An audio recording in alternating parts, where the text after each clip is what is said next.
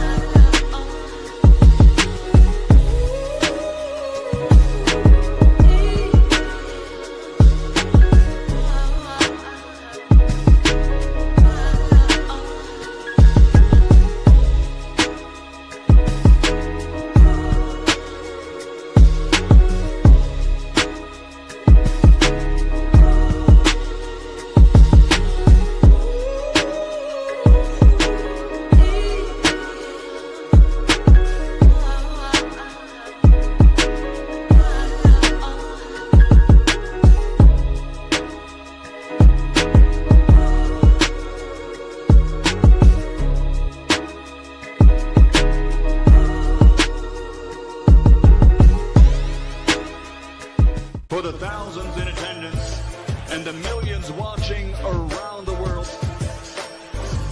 ladies and gentlemen, let's get ready to rumble!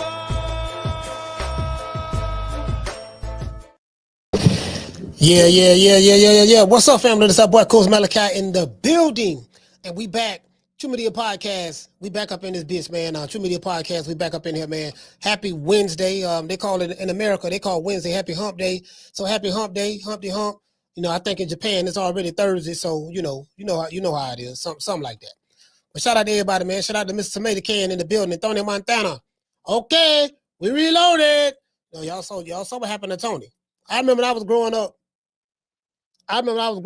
Hey, me can say, Coach, you about to be serious today or no? He said,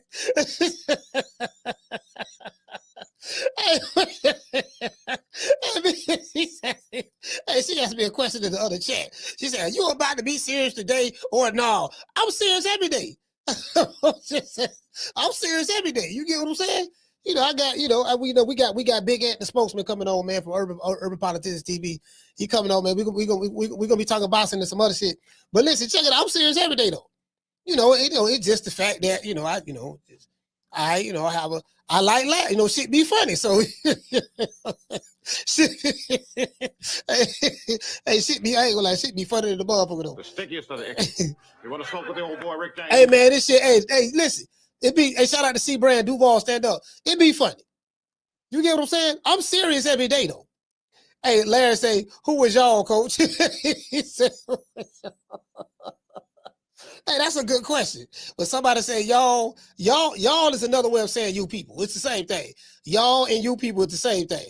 Y'all is dealing with a specific group of people. However, that's what y'all means. And you people is dealing with a specific group of people. It's the same thing. You did. Shout out to Ghetto Fab. Shout out to Ghetto Fab. Hey, look here, man. Oh, AB, man. God damn, dog. The AB situation is crazy to me because, I remember them PBC days. I remember them PBC days, fam. I remember when they was rappers and, AB was in the studio. I think he was trying to work with Maybach Music or somebody. He was in the studio. He made a mixtape. You get what I'm saying? He was ripping up $20 bills and flushing it down the toilet and all that stuff there. And he ain't ripping up no more 20s no more. Al Heyman kicked him to the curb. Then he went to BOK, he went to MLK Prime or BET After Dark or BOK Prime. He went over there and he was supposed to fight on Bud undercard when Bud fought David Avanesian.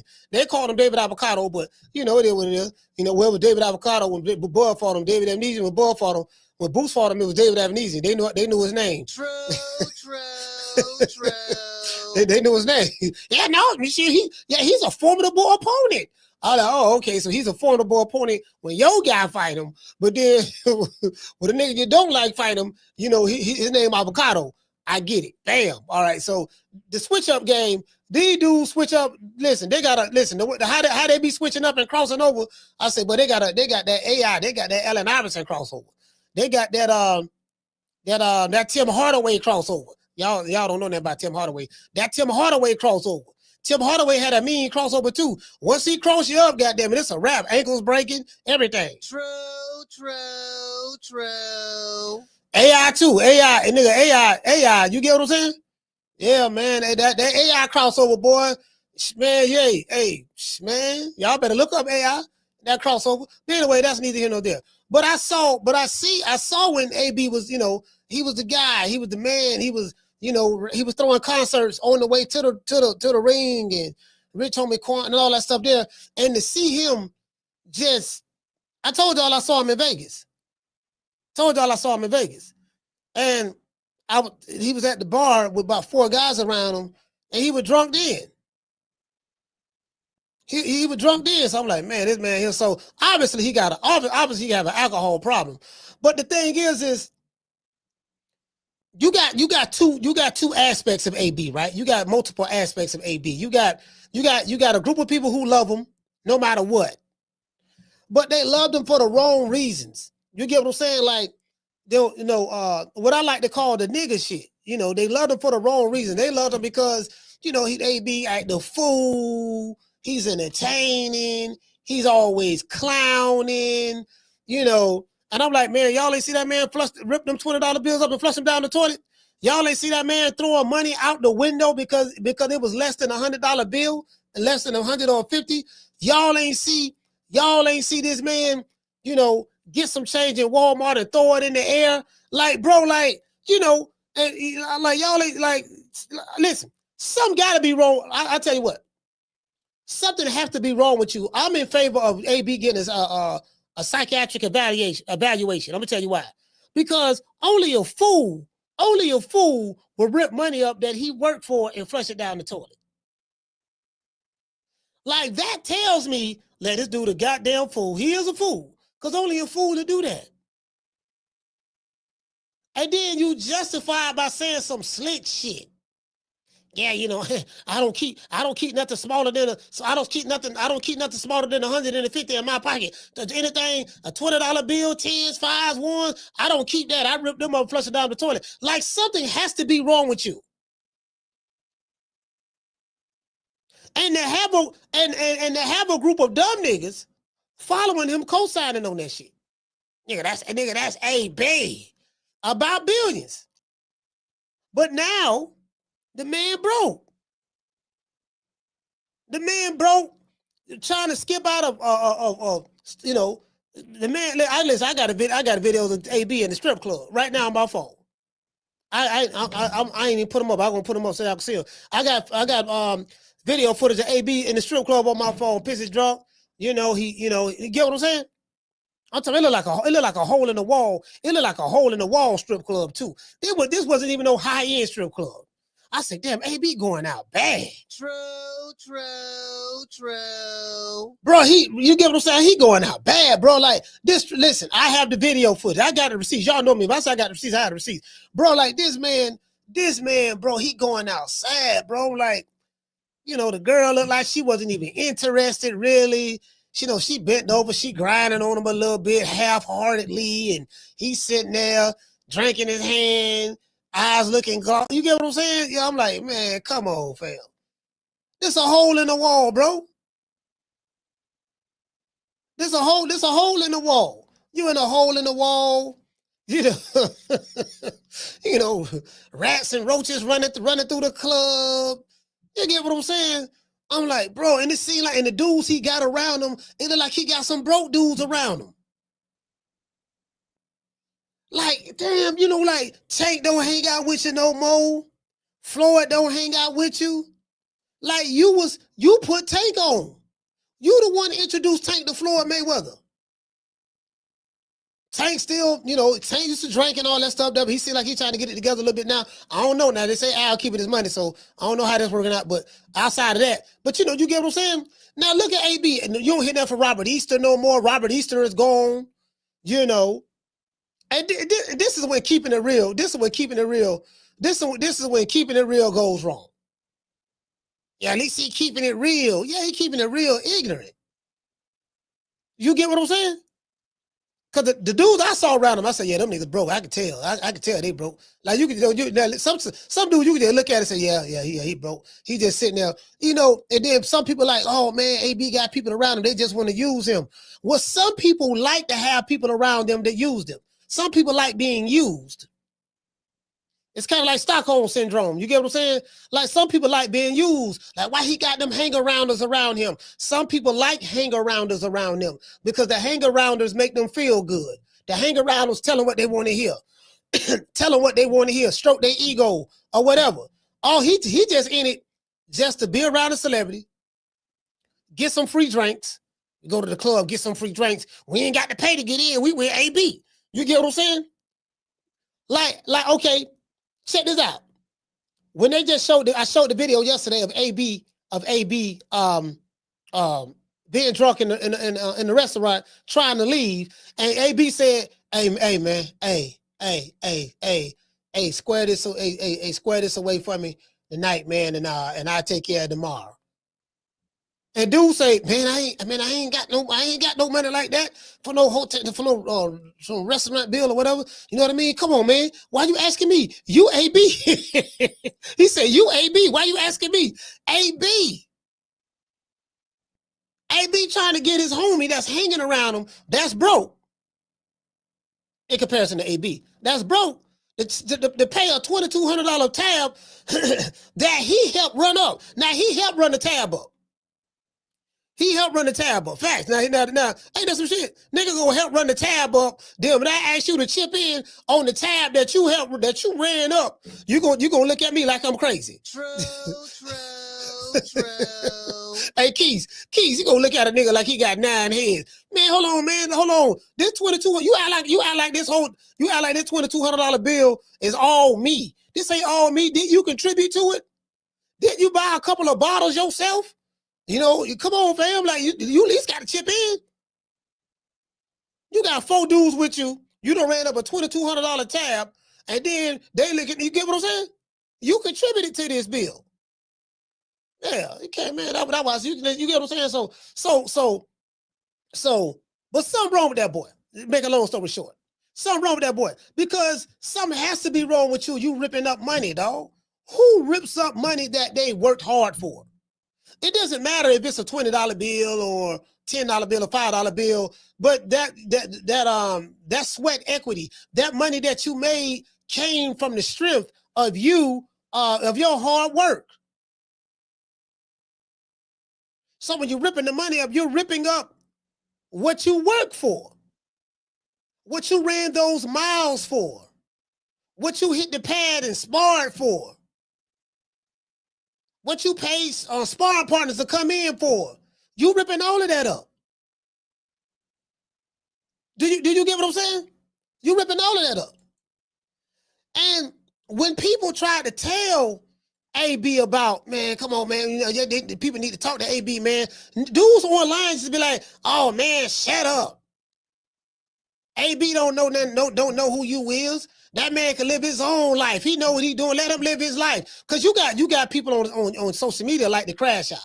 They like to see a motherfucker crash and burn. And it's a lot of ignorant stuff. It's a lot of ignorance online, right? Somebody sent me a video. I gotta play this video. Somebody sent me a video of Drew Titan. Y'all know Drew Titan don't like me, and I ain't never really cared too much about him myself, but I he might be all right, brother. I don't know, but my issues I have with them boys over there at LDBC, I'm done with it. I'm kind of done with it. You know what I mean? To be honest with you, I won, but I'm kind of done with it. I'm past them. It is what it is, right? But somebody sent me a video of Drew Titan, right? I ain't heard this nigga in a while, right? Again, he can't stand me, understandably so. Understandably so. I do kind of rub some people the wrong way. I get more love than hate. But I do rub people the wrong way, and that's fine. You know what I mean? I'm cool with that. I ain't got no problem with that. Get in line with the rest of the niggas that don't like me. True. Yeah, man, coach, I can't stand you, dog. I can't stand your little short ass. I don't like you, dog. Yeah, don't worry about it, fam. Just get in the line. Get in the line with the rest of them niggas. You got to get to the back of the line, dog. So, you got to get to the back of the line, dog. You get to the back of the line with the rest of them niggas. Yeah, that's all. Y'all be all right. Y'all be all right. Y'all will be all right, fam. It'll be okay. It's all right.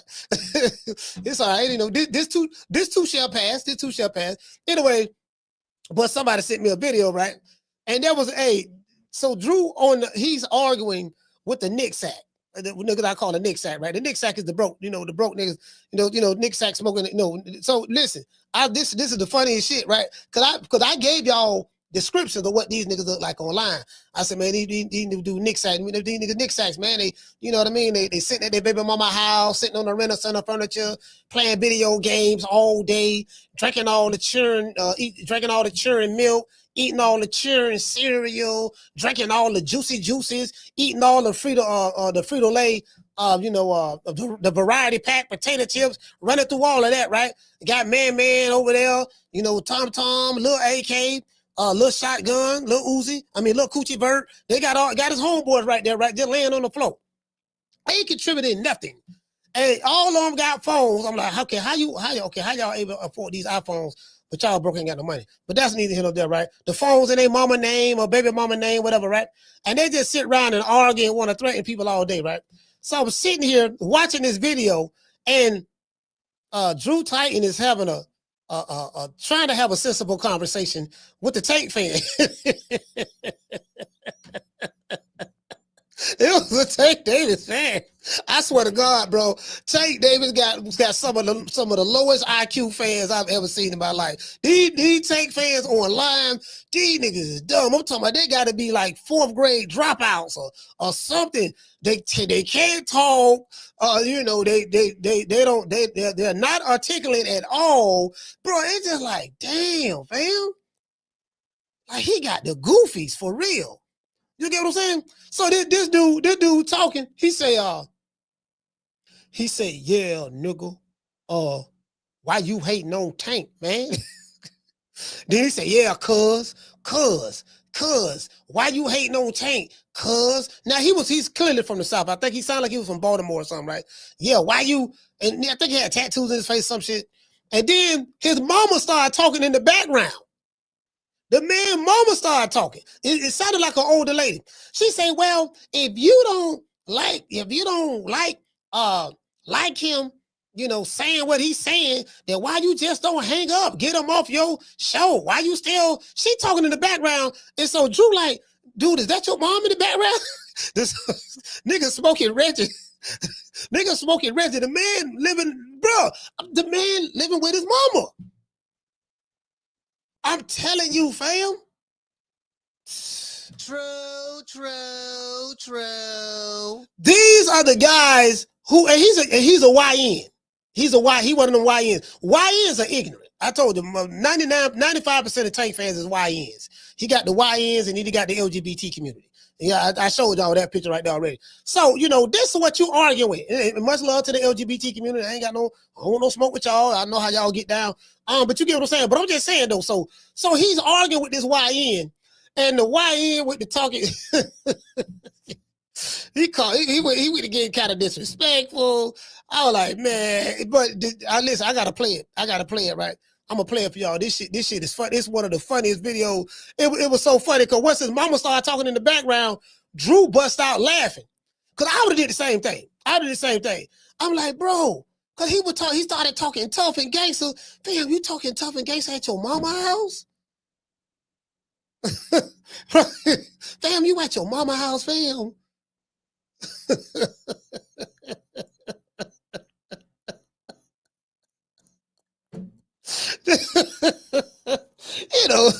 you get what I'm saying. You get what I'm saying though. Like, fam, time. I ain't gonna lie. Times is hard right now, so I do get it. But it's the optics. It's the optics. That's all I'm saying. It's the optics.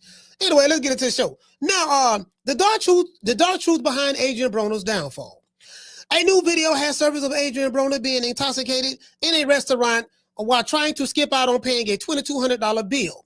Some people feel sorry for AB, the guy known as the problem, who seems to be having problems at the moment. Hard times, some would say. AB turned pro back in 2018. If you guys got basic math, like I know basic math, that was 17 years ago. He turned pro 17 years ago. The same year that Terence Crawford turned pro, Demetrius Andrade turned pro, and Jermall Charlo turned pro. They all turned pro at the same time, right? Broner made millions of dollars throughout his career. But in today's time, he's flat broke. True. In Tampa, we would say he's on his dick. And when somebody said, man, he's on, he's on his dick. Yeah, he on his dick, dog. That means you ain't, that means you broke. That's what that means. Damn, yeah, man. But you get what I'm saying? He don't fell off, right? I'm just giving y'all some of the Floridian slang. AB has been known to have a drink or two throughout his career. Broner last fought back in 2024. He fought Blair Flair Cobb when Blair Flair Cobb knocked his tooth inside his mouth. True. Blair Flair put hands and foot on him, knocked his tooth. I was at that fight, knocked his tooth out of his mouth. He's been in business for 17 years, as you guys, know, right? Different time, different day, same old AB. To this day. There seems to be a certain culture in boxing that likes the train wreck, so to speak, right? Fighters who do it the right way get ridiculed and dissed in boxing and in the boxing media. Don't let me get started about the new age boxing fans online. The new age of boxing fans online. Don't get me started on that. I got a whole show I can do on them. It ain't gonna be nice. It's gonna be brutal. You get what I'm saying? These fans are the worst. The new age boxing fans, they the worst because they come from the influencer culture, the celebrity culture. They're like the celebrity culture boxing fans. They be caught up in, your hairstyle, how much grease you put in your head. There's some nice skinny jeans. What type of underwear you're wearing because I like the way you sag. Those some nice hoop earrings that you have on. Is that are those Eliante diamonds or is it Cuban zirconia? Man, did you see that car he jumped out of? Yeah, man, he jumped out. Bro, I'm telling you, goddamn tank pulled up at the Jake Paul fight. He had some kind of car. I don't know what kind of was. I'm saying niggas in the chat. Yeah, man, see, you see what I'm saying? Tank ain't got to say one word, dog. All he do is just pull up in the sports car and don't say nothing. And guess what? The video go viral. True. I swear to God. Dude said, yeah, there's a dude in the chat. Oh, you see, he ain't got to say a word. All he got to do, see, your father ain't popping like Tank. All he got to do is pull up in his car and get out, and the video go viral. Everybody go watch it. And I'm like, okay, what does that have to do? What does that have to do with the price of tea in China, sir? What does that do with throwing hand? We ain't worried about that. That's all right. All right. I said, yeah, you got it. You got it, dog. You got it. You got it. I ain't finna, you know what I mean? You got it, dog. Whatever you say, fam, because I ain't finna tongue wrestle with you. That's what I'm not finna do. I'm not finna tongue wrestle with you. We're not doing that. I don't do the Debbie. I'm gonna say what the hell I need to say and get the hell on. I ain't finna be arguing with this old dumbass nigga. Nigga don't know a check hook from a fish hook. And you sitting around there, he don't know what a parry, he don't know what a parry is or a block or a slip and roll. None of that. You know what I mean? He don't know what a feint is. He don't know nothing. What I'm arguing with him for? We ain't got nothing to talk about. Nothing. We ain't got nothing to comment. Yeah, whatever, man, whatever. I'm allergic to YNs. I'm telling y'all right now, but I break out in a rash. When I get around some YNs, because I already know it's going to go down in any moment in time. They don't mind crashing out. Now, they do cry. Well, they do cry when the white folks come putting the braces on them. They do cry now because I think the reality of the situation is settled in. That's the thing, right? See, everybody want to crash out, but don't nobody want to suffer the consequences. See, that's the thing. See, the consequences. It's the consequences, see, because I'm old enough to know about consequences. Like, nigga, I see you when you come out. You know what time it is. Yeah, you know what time it is. You scared. Nah, Jitterbug, I ain't scared. I just understand the consequences. See, I know where you going at.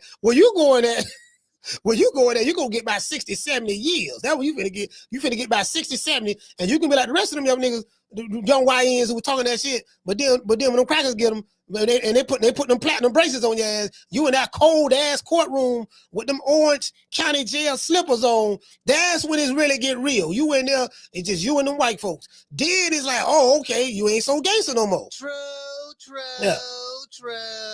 See, I understand the consequences. You don't. You haven't realized it yet. You don't. So I'm not going to be around nobody. You don't know what consequences is, and you don't care. Nigga, I don't care. Well, I do. If guess what? If I'm a person that cares and you a person that don't care, we don't need to be around each other. Because I know what the results are for not caring. You get what I'm saying? Yeah, you're right, dog. You know, I got, you know, yeah, dog, you're right. I got family shit, like lose shit like that. And Lord have mercy now. You know, Lord have mercy. Jitterbug. All right, Jitterbug, you got it. You got it, Jitterbug. You got it. You got it. You got it, Jitterbug. You got it. So anyway, so Adrien Broner, that was his fan base. His fan base is the same fan base that Tank got. Adrien Broner fan base, and again, I used to like AB. I ain't gonna lie. Y'all know I liked AB. I used to like AB for doing all the fool shit. Yeah, nigga, AB a fool, boy. Boy, y'all see AB. I used to like him for the same reasons, right? You know, that was my guilty pleasure, liking ignorant shit. Ignorant, right? You know what I mean? Now the man flat broke, bro. The man is flat broke. He ain't got nothing. And I don't know how am I supposed to feel about this, because I try to internalize this, right? Because I know he was with Al Heyman. I know he was with Floyd Money Mayweather. You know, he made Tank. I got to say that. I got to throw that in. I piss Tank fans off. Yeah, AB made Tank who he is, because AB was the one that turned him on to Floyd, and Floyd took Tank to heavenly heights. Had it not been from for that introduction, Tank might still be in Baltimore somewhere, fighting on the Chitlin circuit. True.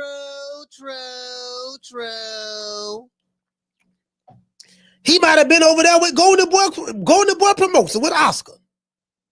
He might have been over there with, you get what I'm saying? I don't know how am I supposed to feel. One part of me feels sorry for him, and the other part of me like, man, fuck that, man. You know, he did it to himself. So I don't know how am I supposed to feel about this. And I need help. So I'm trying to, I need help. So I'm trying to, I need help. I'm trying to. Oh, wait a minute. Hold on. We got a cash out. I know we like them cash. Oh, okay. We got a sponsor. Hey, okay. My man Keith from Cincinnati's very own for dropping that half for, bam, Hundo on your boy. Hey, Leroy. Super chat received. Playtime's over, boy. Shout out to Keith. What you say, brother? He said you're talking about our mistake on the river Cincinnati. Oh. Hey, look here, man. No, listen, Keith, come on now. We got to stall him out. Hey, Keith, we got to stall him out now. Y'all, listen, I'm confused. Part of me wants to chastise AB and be like, man, fuck that, man. He a grown ass man. He fucked it up. A lot of people had opportunities. A lot of people wish they would have gave. A lot of men would have gave they left nut to be in the position that AB was in, so that they can get the opportunities that he had in life. And for him to blow it and mess it up and come back to earth and crash and burn, we don't care about that. That's one side of me want to say that, but the other side of me, the compassionate side, want me to say, man, you know what, dog, man, come on, man, we got to come together, man, to help AB, man. We need to come together and kind of try to do an intervention or something. We need to try to do an intervention or something. You get what I'm saying? Like, we need to try to come in there. You get what I'm saying? That's all I'm saying. We need to try to come in there. That's all. That's what I want to talk to Big Ant about. I got from Urban Politics. So shout out to Big Ant, man. He'll be on in a minute. But that's what I want to talk to him about. Look here, man. Let's see what's going on in boxing. I want to look at the culture, because they always talking about the culture, right? And the culture in boxing, and I gotta say, American boxing, it's some bullshit. It's some bullshit. Jake Paul is exposing a lot. Now, as I said before, do not get me started on this new age of boxing fans online. These fans are the worst, in my opinion. AB is known for keeping it real, but Broner reminds me of when keeping it real goes wrong. True. Broner bragged about spending $1 million in 2 weeks in Miami on video. I got the video. There's countless examples of celebrities in sports, music, and entertainment, that went broke after having it all. Add AB name to the list. Social media encourages the bullshit and bad behavior. Adrien Broner is a happy participant in that. I've decided to ask one of my good friends and content creators, one of my favorite content creators, Big Ant Big Ant, the spokesman of the Urban Politics TV, to talk about the culture and social media, sports, music, and entertainment, and the negativity as well as the positive that comes with being famous. You get what I'm saying? So, what advice would, to you guys in the chat, what advice would y'all give, AB, if you had an opportunity to talk to him? If you had an opportunity to talk to AB, what advice would you give him? That's what I want to know. Shout out to Mr. Tomato Can. Hey, okay. For dropping that quarter of a bam, dub on your boy. Hey, Leroy. Super chat received. Playtime's over, boy. Hey, he said dudes on government assistance are the same ones saying you need to check in. Facts. To this day. Facts. Yeah, cause you got to come to the projects now. I'm in the projects. I be on the block. So every day, 7 days a week, twice on Sunday, dog. I don't never leave the block, dog. Never. Now, when you get here, you make sure you come here. You want me to come there to where y'all have shootouts every 20 minutes and you have a 99% violent crime rate there? Yeah. So you want me to risk my life to come to your projects to check in with you? Well, there's a good chance I may not make it out of there because y'all killing each other left and right. So that's what you want me to do. That's exactly what we want you to do. True. Oh, okay. True. Yeah, all right. Keep waiting. Keep waiting. Keep waiting. Now, just wait on that phone call. I'll be checking in a minute. Just keep waiting. All right. Anyway, shout out to Falcon. Hey, okay. Dropping that quarter of a dub. He say some fans claim Terence Crawford was doing bad business, but they had nothing to say about Adrien Broner. Hey, Falcon, facts. Bro, you hit the nail right on the head.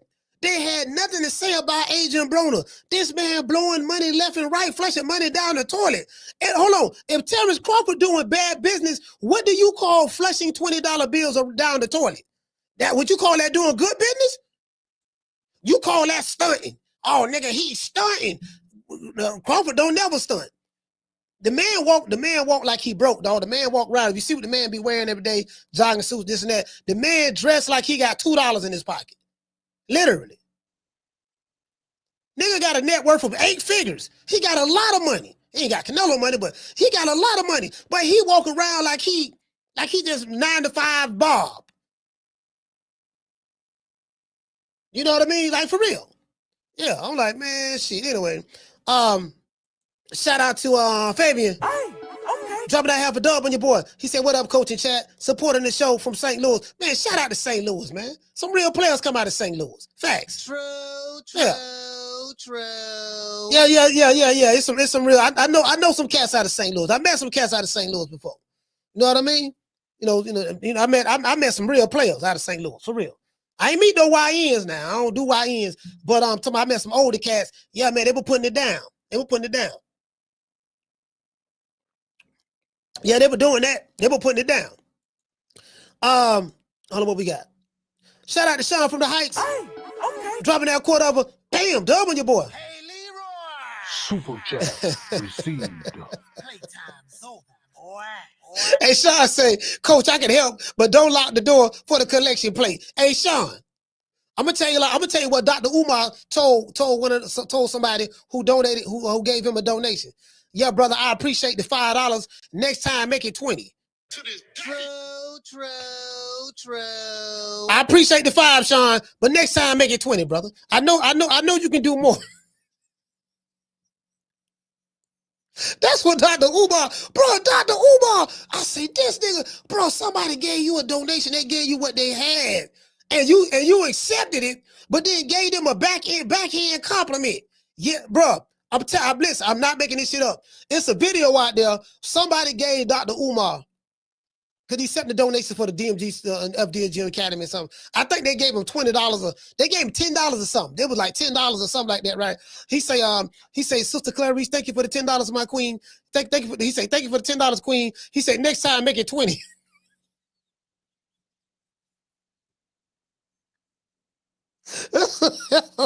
Nigga. That's a hell of a nigga, that boy. Bro, Bruh, how you tell somebody? Hey, shout out to Green Eye. Hey, how you tell somebody that, fam? Hey, Miss Scotty, how you tell somebody that? How? Next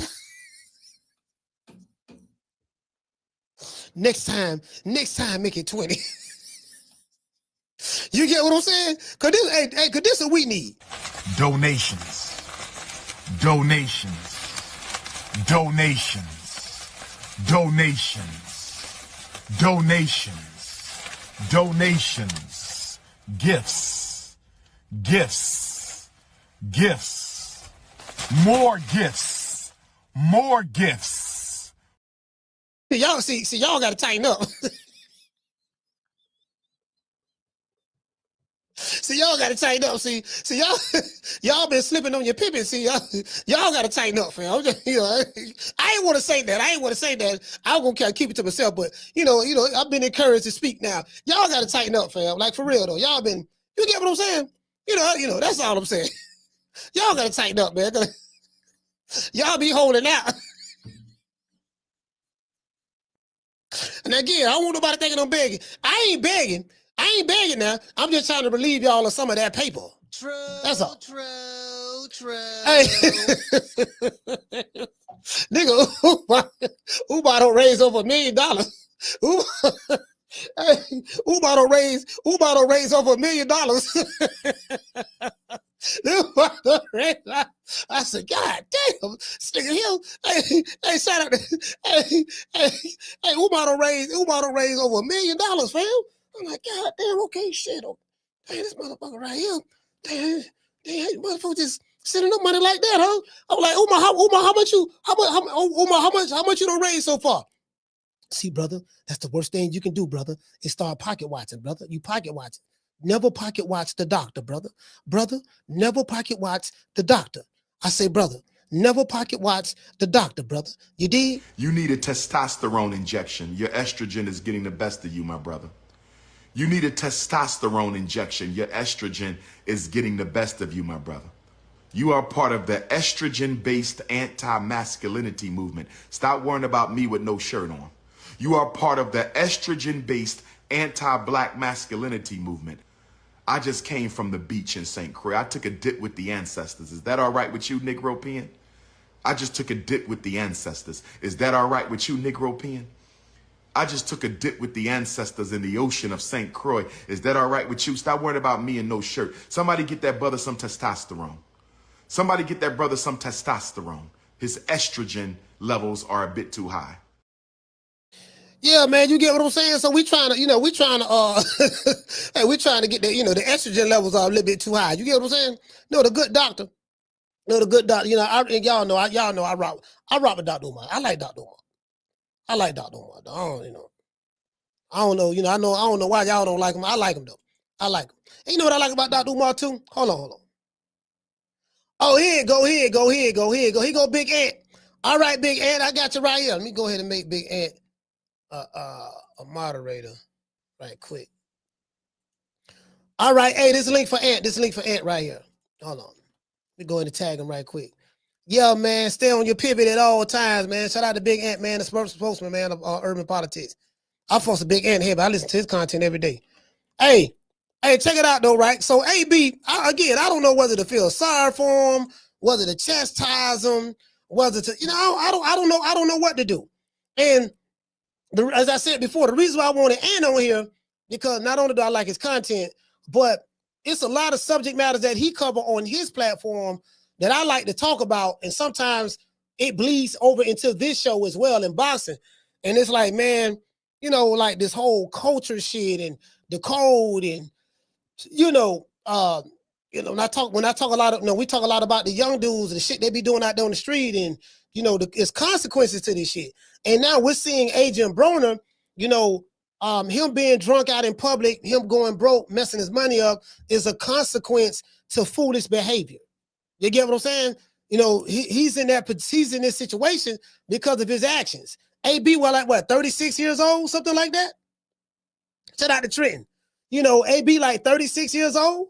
So, so I can see if he was a brother who, I can see if he was a brother, he was maybe young or whatever. But bro, like, he used to be like that. He's not like that anymore. But AB 36 years old, fam. He 36. Yeah, like AB 36, fam. Like at one point in time, and I think he got like 10 kids or 20 kids, something like that, 30 kids. I don't know. But at one point in time, do you wake up? At one point in time, do you snap out of it? At one point in time that okay, you know what? I done went through this. I'm older now. This is how I used to be when I was young. Hey, shout out to Summer in November. This how I used to be when I was young and stuff like that. Like, you got a lot of examples of fighters who went through their vices.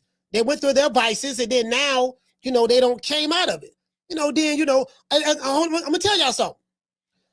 Because you hear a lot of people online saying, yeah, man, those fighters back in the day, because Floyd used to say that. Floyd Mayweather used to say that, but Floyd was so disingenuous when he said this. Yeah, man, look at those fighters back then, they wasn't really making money like that. Look at me, I'm robbing the bank. And look at a lot of those guys are broke right now. But a lot of fighters who are broke don't mean, and I don't know what number that is, right? But for fighters who are broke, it doesn't mean that they wasn't getting paid. Anybody can go broke. If you don't manage your money right, you can go broke. So, there's a science to managing money, right? And we're not taught how to handle money. So a fighter could have made a whole lot of goddamn money. A fighter could have made a whole lot of money. But if he ended up broke, it doesn't mean he wasn't getting paid.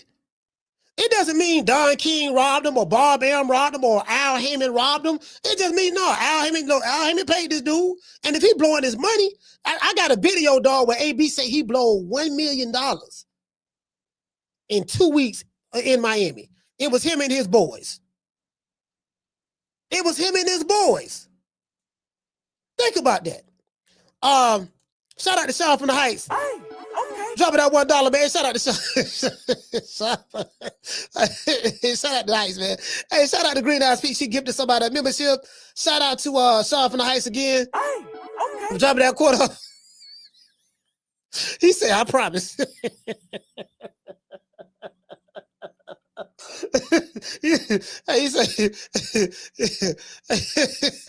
He said, I promise. Hey, shout out to Tyree. Hey, okay. For dropping that $2 super chat. He said, AB about beans to almost broke. Bro, it's sad, bro. It's sad. Shout out to Miss Black Panther. Hey, okay. Dropping that $2 super chat. Hey, you can't listen. It's sad though. I feel kind of conflicted, to be fair. Down from the bar, there's a platform stage. People pimping, sharp as razor blades. All right, man. Without further ado, we got my main man, a guest. I love this brother right here. I love his content. Big Ant, the spokesman of Urban Politicians TV. Let's give him a round of applause. What's the word, man? What's the word? Get my cam set up right. I really should have had it right already. Hold on. Hey, I'm gonna join my people in too for the live. Hey, man. Hey, gonna rock out, man. Hey, man, I appreciate you, bro, taking the time out, man. You one of the hardest working sap suckers on the internet, on YouTube right now. You drop more videos than P. Diddy and Mace in the 90s. Oh, let me cut my volume up real quick. Tell me if I got an echo, man. I want to make sure the sound. No, you sound good. We good? You sound Ain't good. No echo? Nah, sound good. Sound perfect. Bet we here, man. We rocking. I got to get my camera game up too up in this crib, man. I be tripping. I'm going right off the computer. Yeah, I was at Best Buy looking at the cameras, and I don't know what you want to get because I bought 2 of these little webcams, but I don't know if they get the job done. They want me to hook a bunch of stuff up. Nah. That webcam you got, I had that when I first started this channel. No, you don't use that. Hey, look, man, you got to stop being cheap, dog. You make it too much money. I'll get what it is. I don't be shooting in the crib for real. Oh, that's right. I'll be outside. I'll be up in the car. I'll be on the go shooting my videos. So I don't like shooting inside of here because it's like outside I can have all my energy. I just feel more freer. That's why I be in my front yard because I like to go raw just off the top. You know what I'm saying? I'll stream here like late at night, like at 12 at night sometime, but I really be on the fly. So, and I do got a camera, like I got a Sony camera. When I do interviews, I had that, but I need to go. I was trying to see, do I need to get a real camera to put up here and set up on the stand and do it like that, or do boys use webcams? Yeah. No. But listen, let me tell you something, man. What you doing, most of your stuff you do, like you said, you do it out in the open. Yeah. So you really don't need like the setup that I have in here. Yeah. Because I go live all the time, every day. So you don't really need that. The way you got it set up is real good. I saw the camera that you had in Houston at the Red Hour. The Sony. Yeah, that's the Sony camera I got. Yeah. Listen, do ahead. you use a regular? Do I need to get a regular camera up on here, or do I need to get a webcam, or is it a regular camera? A regular camera. Bet. We good. That's all I need to know. I'm gonna go get one this week then. So when I do these, I'll be straight. It's on though. What's the deal, man? I appreciate you having me on, bro. Hey man, I appreciate you taking the time out, bro. I told you I watch your content all the time, and me and you, we share a lot of similar interests, and see, I've been watching you for a while, and never thought I'd meet you till when I was in Houston. I was like, I look like, and then I looked again. I'm like, man, that's Big Ant Disposable. You get what I'm saying? So you very approachable, very nice brother. And I was like, man, I would love to do a show with him because I watch your stuff all the time. And I watch more non-boxing content than boxing content in today's time because there ain't really a whole lot going on in American boxing. It's kind of like, I don't know, it's kind of like Fugazi a little bit, so to speak. Then, you kind of sometimes get outside of the interests that you really cover because you already got your opinion set. So you just like go look at other stuff. Like I'm like that a little bit too. I got my certain like hip hop or, type of platforms I watch. I'm in the sports super heavy too though. But like, it'd be like, man, I'm going to go watch other stuff because it's like, I'm already in that field. I already know all that news. I already know what done happened with it. Unless you involved in something going on right now, I really ain't trying to hear what you say because I already got my own opinion about it. Right. Hey, how much boxing, you know what I mean? Like you look at a lot of stuff as related to entertainment, but as related to boxing, how much boxing do you watch, if any? Oh man. As of late, I'm not as locked in as I was in 2012. 2010, 2011, 2012. That's when I was really just even after that, but that era there, like when Crawford and them was first making their name, Errol Spence was starting to make his name. Yeah. You still have Floyd. Of course, Floyd Mayweather. That's when 147 was going crazy. Yeah. That was that era. That was my biggest era. Just every weekend, every fight, weekly fights, and everything like that. I'm tapped in enough to know what's going on, but I don't be on it every single day no more like I used to. Like I used to really be heavy in it, but I'm aware of the sport though. I love the sport of boxing. Big fan. The reason why I asked you that because I remember I'm a little bit older than you, but I remember we had a boxing culture right here in America. It was like a boxing culture. It was strong, and now a lot of cats like yourself who you love boxing, hardcore fans and myself. They kind of like fell out. They don't really don't be on the internet like that. I'm not on it like I used to be either, man. I used to love it, man. Yeah, because there's a shift, and I'm trying to figure out what was the disconnect between, people falling. Like for you, what was the disconnect after Floyd retired? What changed for you? I think, man, more so for me, the politics. The politics always been there. Once you get old enough as a kid. My pops and my uncles was always in the boxing. We raised in to watch boxing. You know what I'm saying? Even as a kid coming up, seeing Mike Tyson as a baby and all these other people we hear in these stories about Muhammad Ali. And then they tell that we could go back and see some of the footage of the other greats in the game. But I think the disconnect for me was us not getting certain fights that we wanted. Yeah. And I feel like when Floyd kind of left, he took a big piece of the entertainment side of it with him. Like we didn't have no more crazy entertainers like that. And then I feel like too, man, all of I guess the politics with the networks and, not the promoters and the show, they didn't build up too many more stars. I feel like, yeah, I feel like it ain't just one thing to me. Politics, they didn't build up enough new stars. A lot of people, you can't knock people for going to get their money. Yeah. Never that. I'm not saying that, but the dark side of that is we don't get the certain looks that we might have wanted to see that would have drawn the people in. Plus, people was like, hey, we can go to UFC and just see a bloodbath. Yeah. You know what I'm saying? So I feel like a lot of that played a little bit of a role. But I feel like it still got carried pretty good for a little bit. I feel like Earl Spence came in, did some stuff. You know, I remember when he went overseas and fought Kell Brook. That was a big moment for me, like just seeing that with my guys at the crib. Nigga, we in there turned up, and it was brought, you know, it's day happened in daytime. Yeah. You know what I'm saying? So that fight was big. Even seeing Terence Crawford being able to build his name and come up. We had the Charlos that was doing their thing at one point in time before they went through what they went through. And then it was a lot of good stuff that was supposed to go to that next level. And I think it just all got halted. You know what I mean? Yeah, and I think that's what you mean about the politics, because the politics control and dictate a lot of things, and a lot of this stuff was bubbling. As it relates to Texas, did it seem like? And we're going to pivot to Crawford and Canelo, but and Adrien Broner, because I want to ask you about him as well. Yeah. But did it seem like it kind of the boxing coach in Texas was huge? Especially you had Errol Spence, the big fish, like you say, the Charlo brothers. You know, and it was around that time, 2012, 13, 14, 15, 16, when Spencer started coming up. I think Spence got the title in 17 from Kell Brook, somewhere up in there. He went to London somewhere around that time. He went and beat him up, and was the excitement like was it a level of excitement in Texas or in Houston when it come up for boxing? Oh, of course. Even though, like, you know, we do got the little clashes here and there with sports between like Texas. I mean, Houston. I'm from Houston, so we got the little small little thing between Dallas and Houston or whatever. And thing with the sports stuff, but we was still tapped into like we got boxing in Texas heavy. You know what I mean? Because even Andre Ward was, you know, down with Jay Prince. Yeah. So we even was tapped into that as well. And then we've had big events like Canelo that came and had big fights in Texas, whether it be San Antonio. Remember when Adrien Broner lost? I want to say that was in San Antonio. Yeah, San Antonio. Right? He lost to Mark Maidana. Yeah, so it was niggas from Houston driving to that.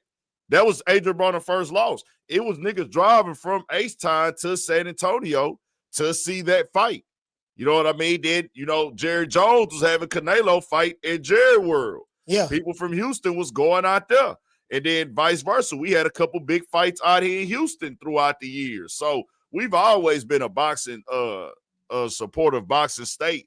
It's big when these fights go on in the city out here in Houston. The sports bars gonna be filled. You know, people gonna go out and watch. People gonna watch them at the crib and have fight parties. But all of our bars gonna be filled too. Where people like, hey, we gonna go up here and watch the fight. Everybody's showing that you might pay 10 or 20 to get in. People gonna be in there watching the fight instead of ordering it at the crib at times. So we've always had a very big boxing following in combat sport following in general, but boxing always been heavy here, man. So to have people from Texas making a name and coming up, man, of course we tapped into it. So did it seem like after the Crawford Spence fight, it took so long for that to happen, but after Spence lost to Crawford, and then Jermall Charlo, he ended up fighting Canelo Alvarez. Yeah. And what made me, I want to pivot a little bit. What made me kind of upset with Jermall Charlo, because I know people from Houston saying he ain't from Houston, he from Lafayette, Louisiana. Mm-hmm. They kicked him to the curb. I claimed as Houston. I claimed as Houston at first. I ain't gonna BS. But what I'm saying is, what pissed me off with him, bro, he ran against Canelo. Yeah, he went in there and got a check. It is what it is. We can't sit up here and sugarcoat it. Yeah. You popped it, you sold it like you was gonna get in there and get active. You went in there and tried not to get knocked out. That ain't what that was supposed to be. You didn't go in there to win the fight. And I'm somebody that understands boxing. You don't get in there and slug it out with a person that's stronger than you. You don't get in there and just go swing crazy and try to prove to the people that you're a warrior. Now, there's times you might have to make that adjustment and get in your warrior bag, but he didn't do any of that. It was just like, hey, I'm here to get paid and not get knocked out. And that was obvious as a viewer. So, I didn't respect that fight by Charlo at all. I respect anybody that gets in the ring. Right. I respect anybody that put their life on the line, because these boxers are putting their life on the line, the lifestyle, the training. That you could die in that ring. So I'm always respect them for that. But your performance, no, sir, not at all. We ain't finna sugarcoat it. We can't do that. I'll be fake. But you know what? No. What makes it even worse? I see the way Crawford performed against Canelo when he beat him. I was there in Vegas, dominate him. Yeah, and I'm like, bro, Jermall Charlo, you could have put up this, the same effort. Like, for Crawford to be able to do what he did to Canelo, he had to show heart and had to put effort in. Like, I'm like, man, you could have did the same thing. Let's stop that right there. Crawford is 10 times better than Charlo as a boxer. Yeah. Let's just keep it at 100, skill-wise. Yeah. And he went in the fight as, I'm here to win. I'm not here just to get paid. I'm here to get paid, but the money in the bank. I'm here for my legacy. I'm here for my brand. I want to win. I want to show y'all I can be the best. I want to show y'all I can be one of the best boxers ever. I'm not just doing it to sell the fight. In my mind, I really think I'm him, and I'm putting in that work every day. So when y'all count me out against Canelo, I'm here to tell y'all I'm better than Canelo. And I've been saying it, and now I'm about to show y'all I'm the best of this era. So they went in that fight with two different approaches, man, from me watching from the sideline. And, I'm not a boxer. I'm not a person that's in the gym doing none of this. But nah, bro, I wasn't. No. He went in there. He's a better boxer. It is what it is. We see that. Charlo would probably, Charlo, and, I came in a big Charlo fan, and I respect him getting in the ring. I feel like Crawford would knock Charlo out. If not knock him out, he going to do him like he did Spence. Yeah. I'm like, wait, hey, you know what? It's amazing you brought up Spence, because what was the culture like around that time? Because I know a lot of people were saying that, we know about the situation with Spence got in a car accident. Mm-hmm. I'm from Florida, so I hear a lot, but you're there. So, you can't hear, you don't know what to believe, on the internet. I listen to different podcasts, so Say No to Skull, and I listen to you all the time. And I remember following that. I don't know what type of lifestyle Errol Spence was living at that time that led up to the accident. Well, people were saying drinking, man. I don't know for sure, though. Did they ever confirm that? Did he come out and say that he was drinking and stuff a little bit? No, he didn't. No, you know what? No, he didn't come out and say that. As of late, he came out and said that, he wasn't always doing the right things throughout his career. Okay. He was abusing his body. That's what he said on Twitter.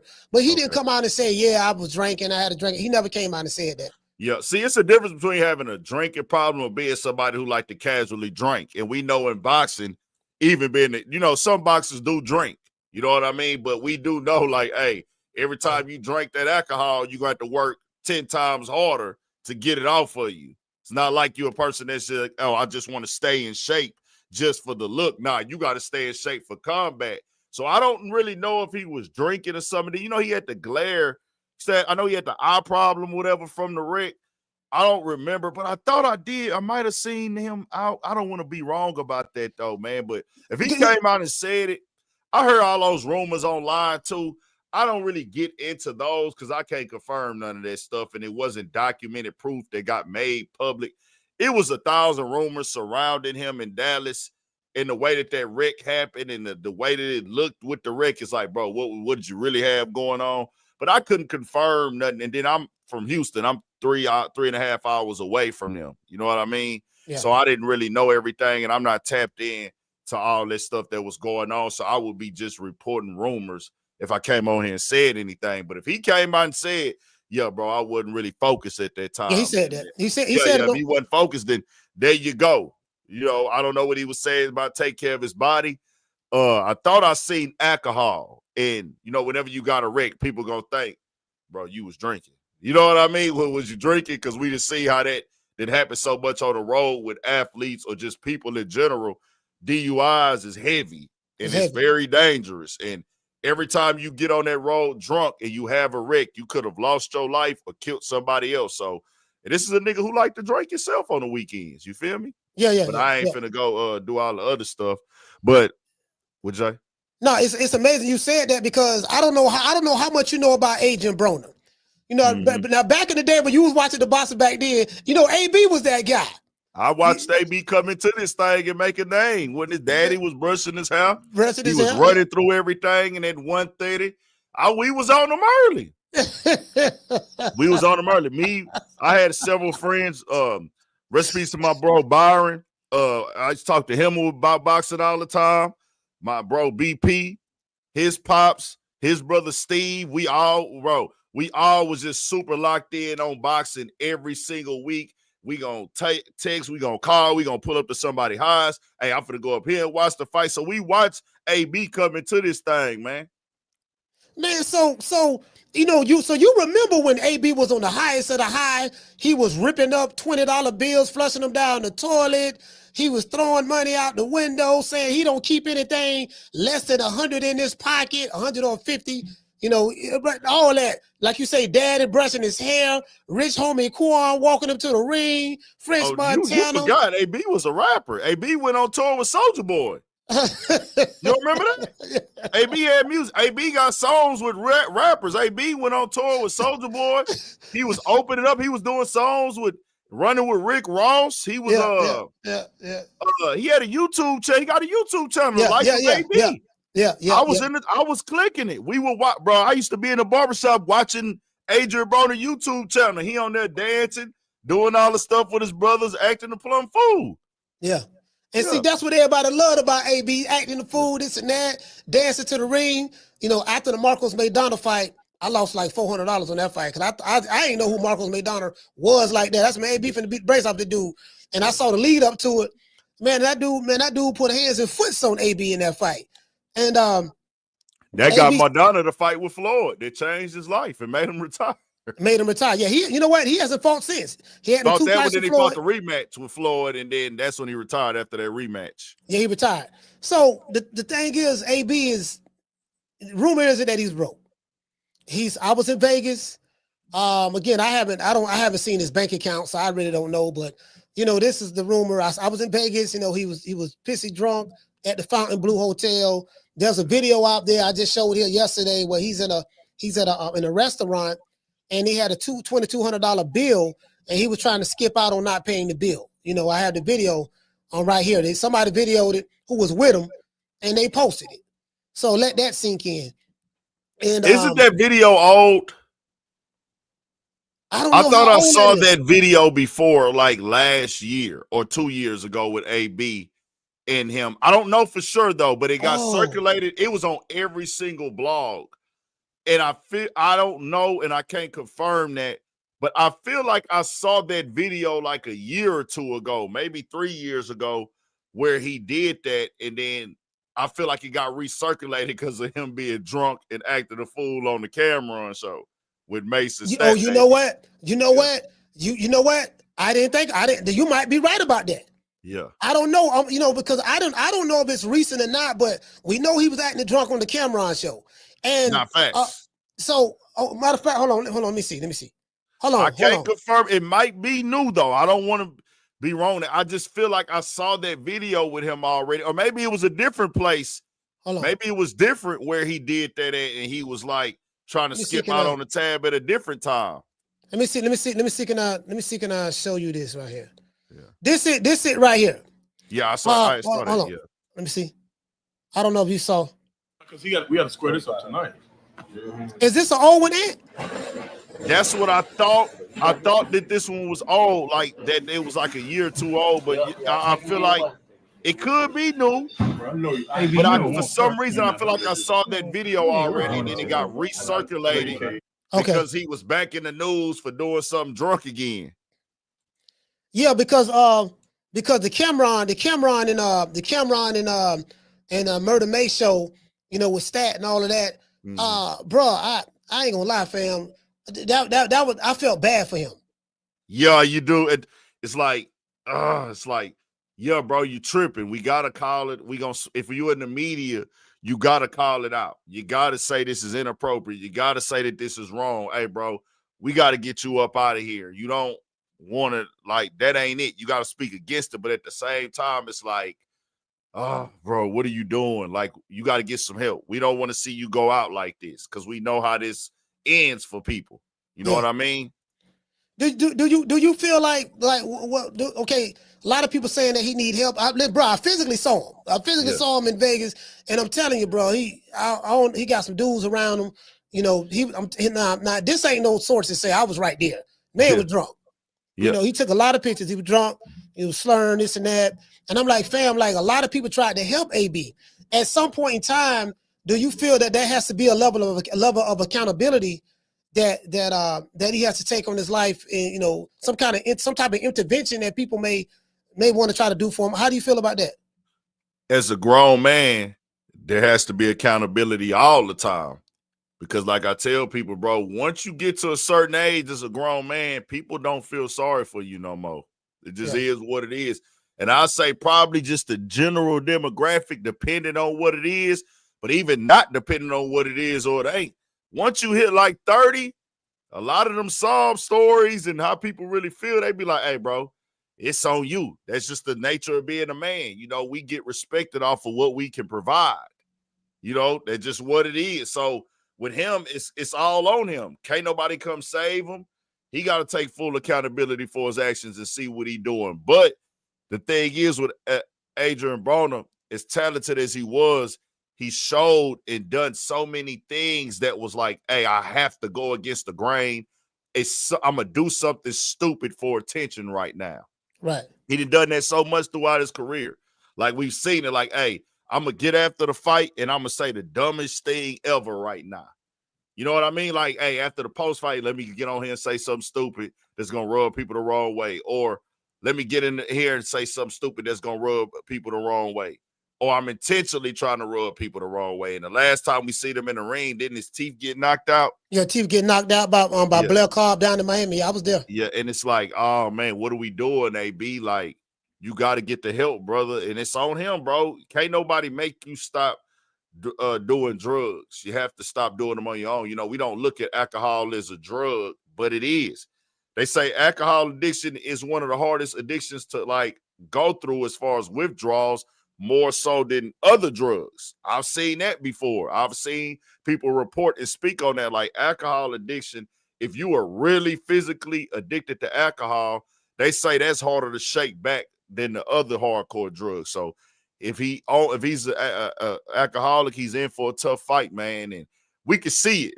I don't like to say that. I don't want to diagnose, bro, from the Wi-Fi, the camera, or the microphone, or the internet.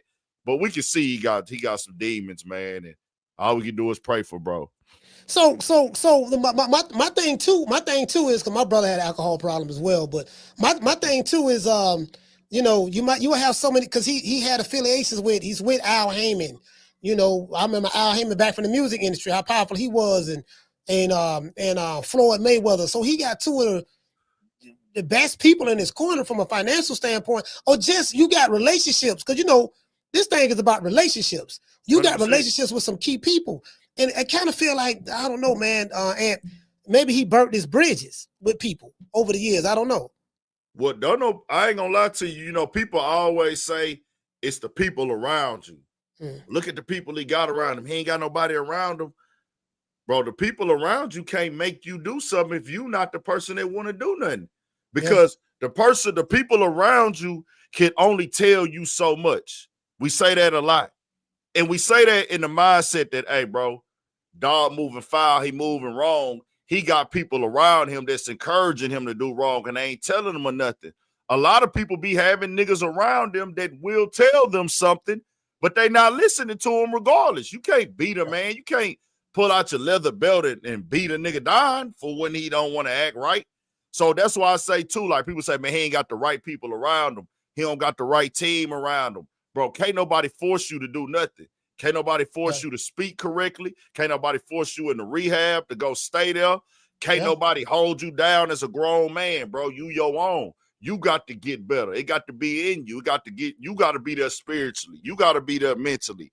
You got to get there physically first before other people can help you. Because if you still down bad, all the help that's being offered in your direction, all you doing is rejecting it. And that's going to make people turn away. It's a hard conversation to sit down and tell a nigga, hey, bro, you got a drug problem. You got an alcohol problem. Yeah. You know what I'm saying? Nigga, I done grew up with niggas that I done grew up around or just been around that had drink problems. Like, hey, bro, you really got a drink problem, nigga. But I can't. Do you know that's a tough conversation to have with a nigga? Because if you tell your bro, if I sit out and tell my bro, hey, nah, you drinking too much oil, bro. You pouring too much oil. A nigga, that's to say they be like, man, y'all being fake. It's hard to tell your partner or a nigga you care about because you think he ain't gonna rock with you no more. Hey, dog, you drinking too much oil, bro. You pouring up too much, bro.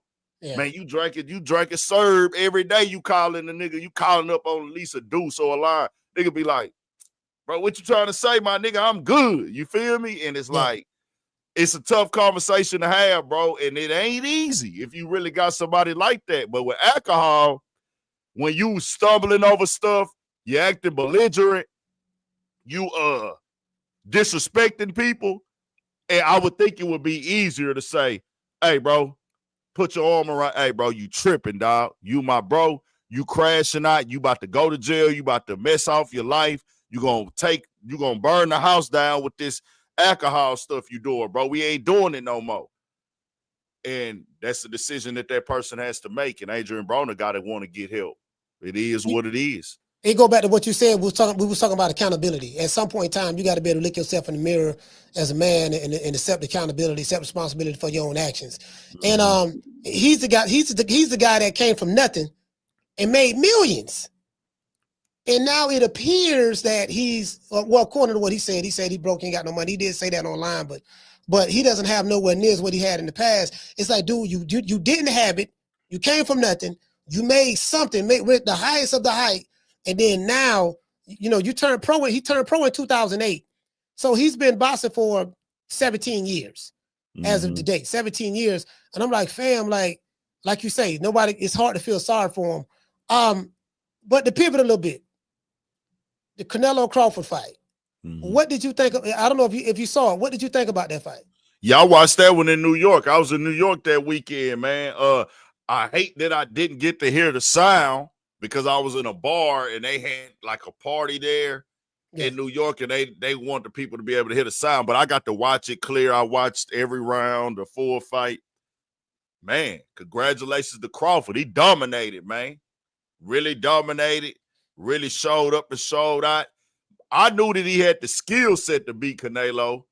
I really, because I understand boxing, that weight had me like, oh, man, is he going to be able to manage this weight at that level? I know boys walk around heavier, but actually getting in the ring at that weight, I know that a lot of people don't understand them technicalities in boxing, but I feel like he dominated front to back. In the first 5 rounds, I had maybe the second round to Canelo, if that one, I feel like he completely dominated him, bro. Like, showed up, showed out, footwork, counter punches. I feel like once Canelo seen, like, oh, he ain't even affected by my power, he knew it was over with. Like, I ain't this, I ain't that. Then by the eighth round, he needed a knockout. This was a pure, if you want to raise your son or the next generation off of boxing, you need to show him this Crawford fight against Canelo and say, hey, this dude went up 2 weight classes, really 3 weight classes in 2 years? In 2 years, yeah. 3 weight classes in 2 years and fought this man, and he dominated this way, and this is how he did it. That was a pure science display of boxing. So congratulations to Crawford. Dog Canelo out, man. Canelo a good fighter, too. Let's get that clear. He not a slouch. He's a top tier. So it's just, hey, I'm better. Hey, you know what? It's amazing you said that, because a lot of people, I scored a 9-3. Okay. I spoke to Bud and I say, listen, man, you fighting Canelo on Cinco, you fighting Canelo on the Mexican Independent holiday, right? That's a big holiday for Mexico. And the Mexican Independence Day represent a lot of the Mexican Aztec warriors spiritually rising from the grave, and they're getting behind. So there's a spiritual aspect of it for Mexican Independence Day, and Canelo represents that ultimate warrior, the Aztec warrior for that culture. And you beat him on that day. Is in front of all of his fans and 41 million plus watching on Netflix. Was, some people can't get over it, because I'm seeing online, you got some content creators in boxing, they saying Crawford cheated, They saying there was something wrong with his gloves. They said I didn't see none of this. I'm in the wrong algorithm. This is boxing. This is boxing, right? Hey, they said the man, you know, because he's on snack, which he do take snack. Snack is a health supplement. I got snack products in my thing. You know, but you know, they said a lot. They said a lot of things. He was running. They say he was running. Did you see any running from Crawford in the fight? I saw boxing. Bro, running is when I'm out the way the whole entire fight. I boxed, I moved. Canelo had times he was right in front of him and couldn't capitalize. The man was blocking, head movement, and all that. It's just he got outboxed. He didn't come with no excuses. But the people that is caught up on the warrior side of things, if you fight enough battles, the thing is a war. What's the pre-word for warrior? The prefix is war. War, yeah. If you have enough wars, you will eventually lose. That's why he has those losses on his record already, because he fought those wars. It's about an honor thing as well. You're not finna beat everybody. You fight enough, you gonna lose. You're gonna have them exceptional ones like Mayweather and Crawford and things like that who didn't lose, but that's not the norm. That's not the norm, bro. Yeah. Crawford was just better. All them old excuses, that's not warrior mentality. You got to take your L's like you take your W's, man. We just gonna call it for what it is. You know what I'm saying? You got to take your L's like you take your W's. If you can't take the L the same way you take your W, then this is the wrong game for you. It is what it is. So to all the people out there who want to make this a thing of, I got to go against him, man, that man earned that fight fair and square, man. And we know this, man. He beat really, to be honest with you, he whooped Canelo ass. And Canelo know he got his ass whooped. It is what it is, bro. Why they getting upset? It ain't no big deal. He lost. He not tripping because he know he lost. Yeah. He know, hey, man, dog was better than me, bro. I ain't had nothing for him. Ain't Canelo caught. We just seen Canelo cut off the ring before, right? Yeah. And you can go look in that fight when Canelo was right in front of that man, right, with the opportunity to get his stuff off, right, several times. That don't make sense, bro. He didn't have it. It is what it is. So I need to tell you the story about this flag. I don't know if you ever seen a Mexican flag up close, but you probably have. You from H-Town. So when I was in Vegas, you know, one of Canelo fans got so upset that Canelo lost that he threw the flag down. Oh. He threw the flag. The man denounced La Raza, and he threw the flag down. You know, so I saw it in the hotel, the Luxor Hotel. I saw it on the ground and decided to pick it up, and I brought it home. I'm right here in Tampa, Florida. I brought it home. I washed it, cleaned it, and I'm wearing it around my neck. You get what I'm saying? Because I say, look, the man denounced La Raza. He denounced Canelo. I said, Canelo's a great fighter. Don't denounce Canelo. He lost to a hell of a nigga, man. He lost to a hell of a nigga. Like that dude right there is a once in a generation of lifetime talent right there. He ain't losing no hobo Sam from the liquor store or shouted big nuts, you know, from the gas station. He lost to Terence Crawford. Yeah.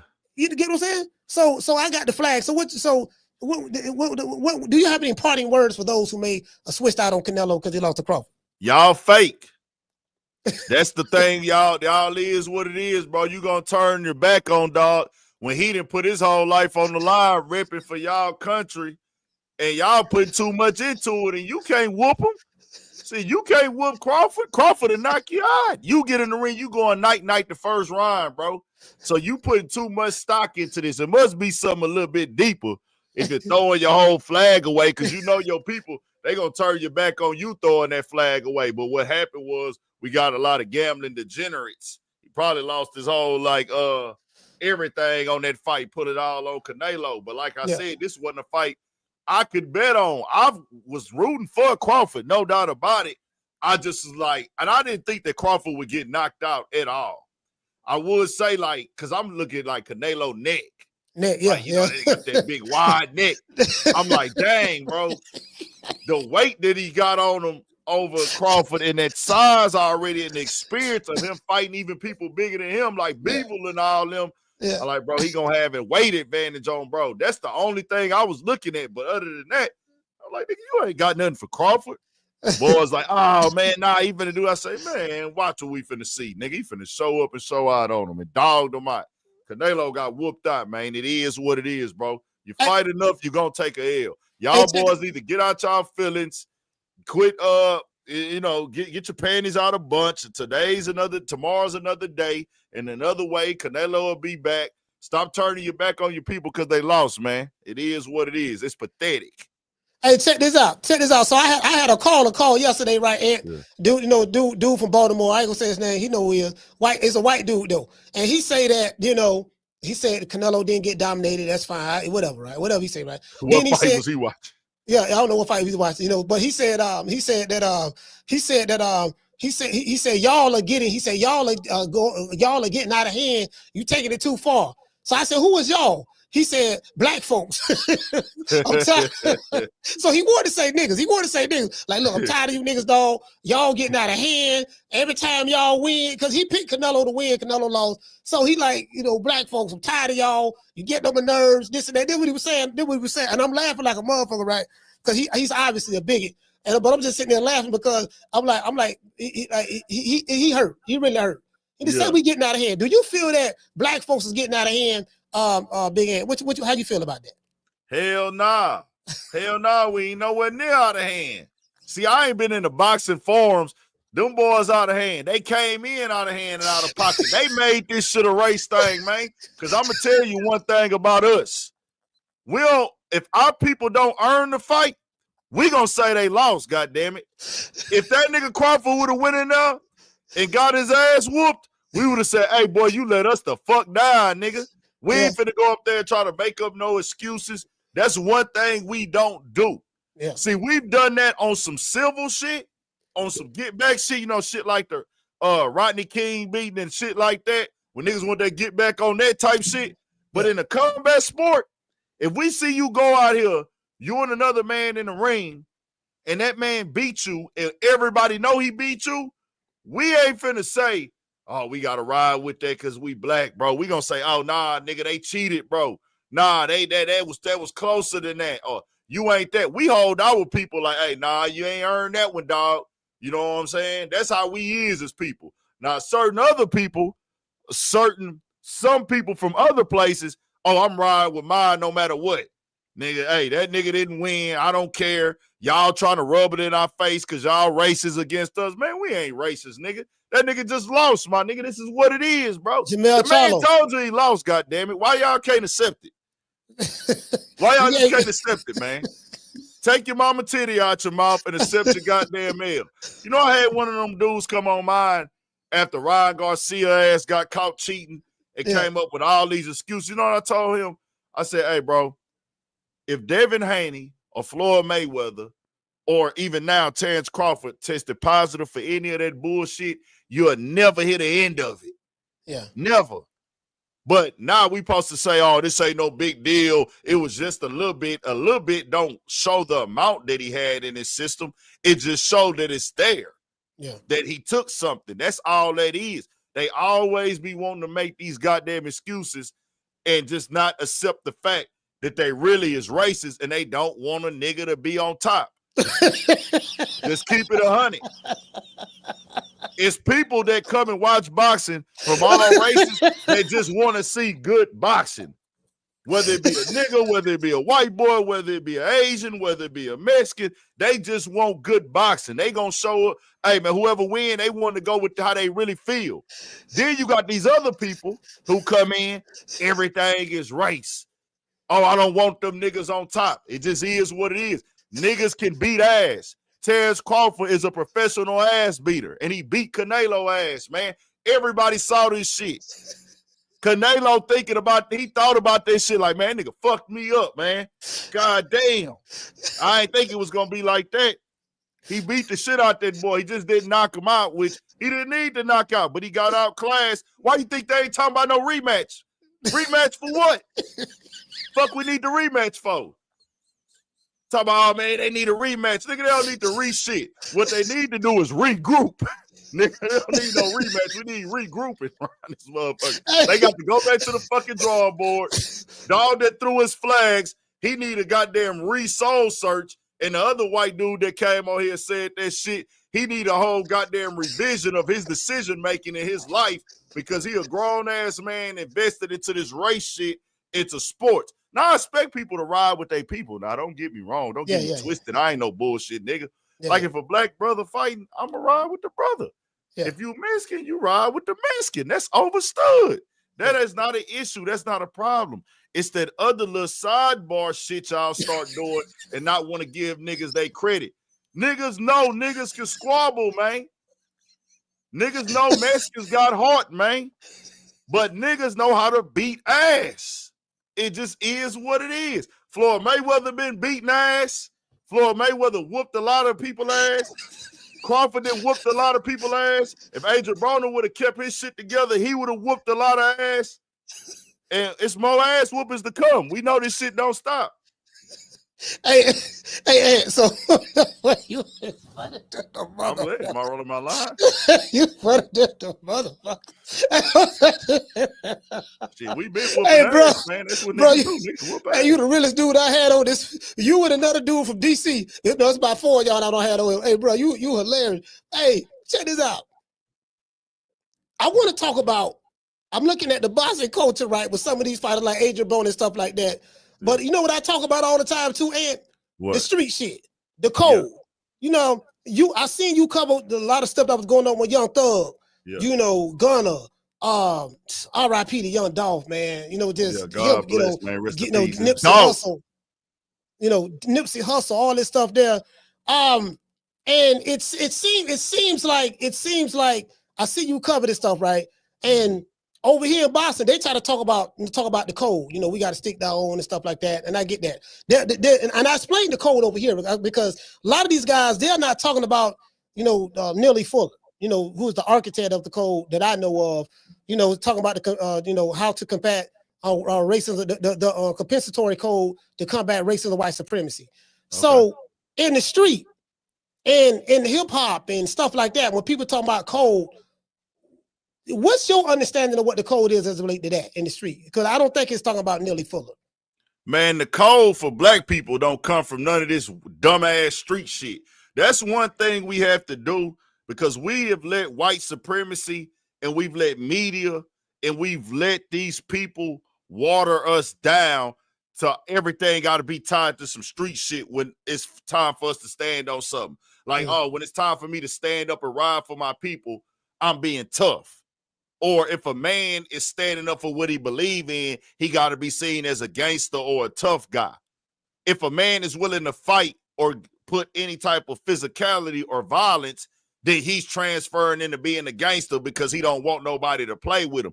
In certain pockets, black men do understand that. But then you have the ones who stuck on ignorant because all they got is being tough. You understand what I'm saying? So they think, all my violence and shit, this give me a knack. I got a badge of honor on me because I done did all this tough guy shit or this street shit. Cool. If that's what you want, that's what you want. But let's be clear here, bro. Being a man is first, foremost, second, third, fourth, and for shit show until you get to 1,000. Being a man is first. Our code go back to slavery days in this country, my nigga. Even before the colonizers came on here, we had a certain code of brotherhood and survival. We already had black people in America before the Europeans and them colonizers, these evil motherfuckers came to America. So, of course, we had tribes that were black in America that had to, do their survival tax. It might have been little discrepancies or issues, but you already knew it's an honorable thing to take care of thy brother. Don't sell thy brother up the river. If we in this, we in this together. Then when the colonizers came in, put us into slavery, the code is you don't help out that white man. See, niggas don't realize the police was slave catchers first. Yeah. So you don't tell these slave catchers what your people got going on. You don't tell Massa in the highs, because we got a lot of house niggas now, telling Massa what niggas got going on. Nah. That's slavery time, man. We don't cooperate with them slave catchers. So we already had a disdain because the legal system in America has always worked against us. This is a fact. Segregation in America was a thing until only 60 years ago. We talking 1964. Segregation, meaning, hey, y'all are beneath us by law.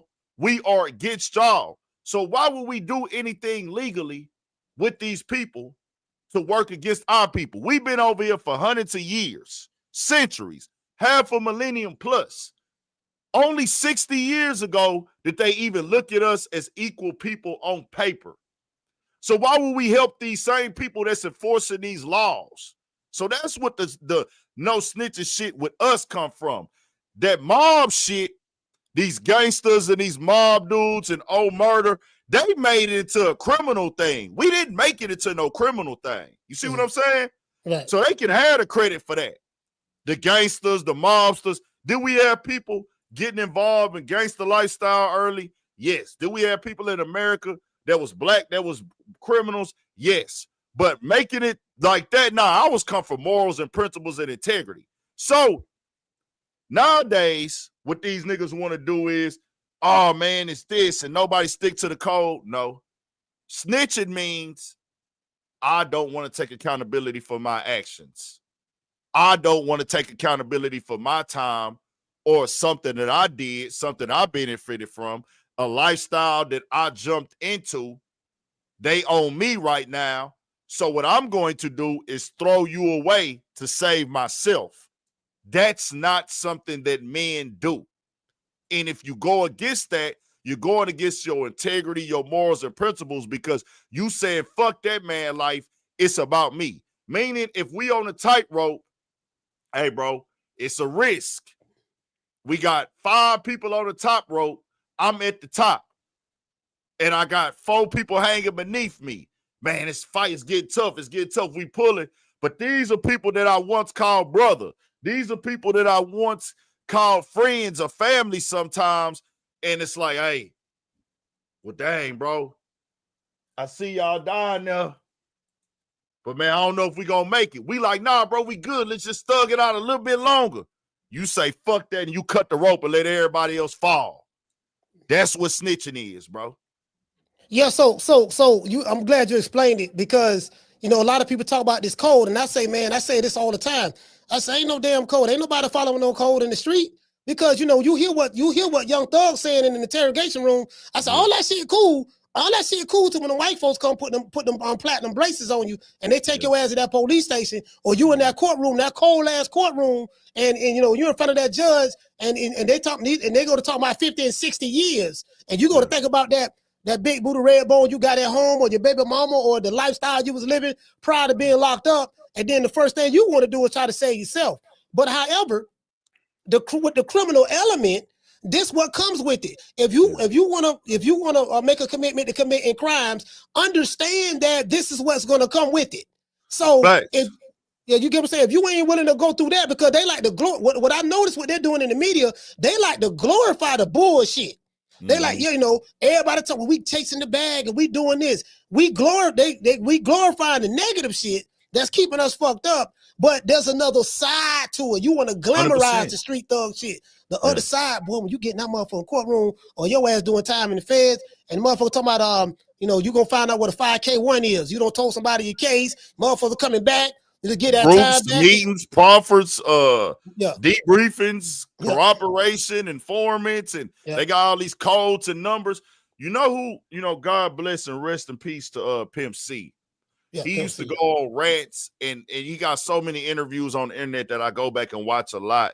How people we got away from putting a lot of social commentary into the music. And in social commentary and music, you tell both sides of it. You don't just tell one side. That there will be people that will tell on you. There will be people that's gonna, if you go to prison, they're gonna try to slide in on your baby mama.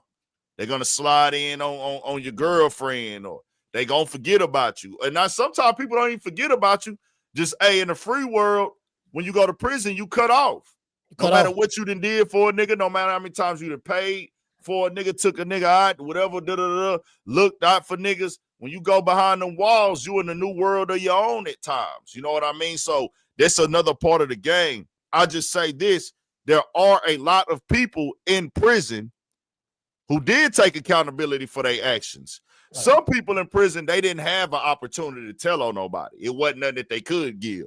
Right. But there are a lot of people who could have given people up, but they said, hey, what type of nigga would I be? And Wyatt Finlucci just said that too as well. And I've been saying this.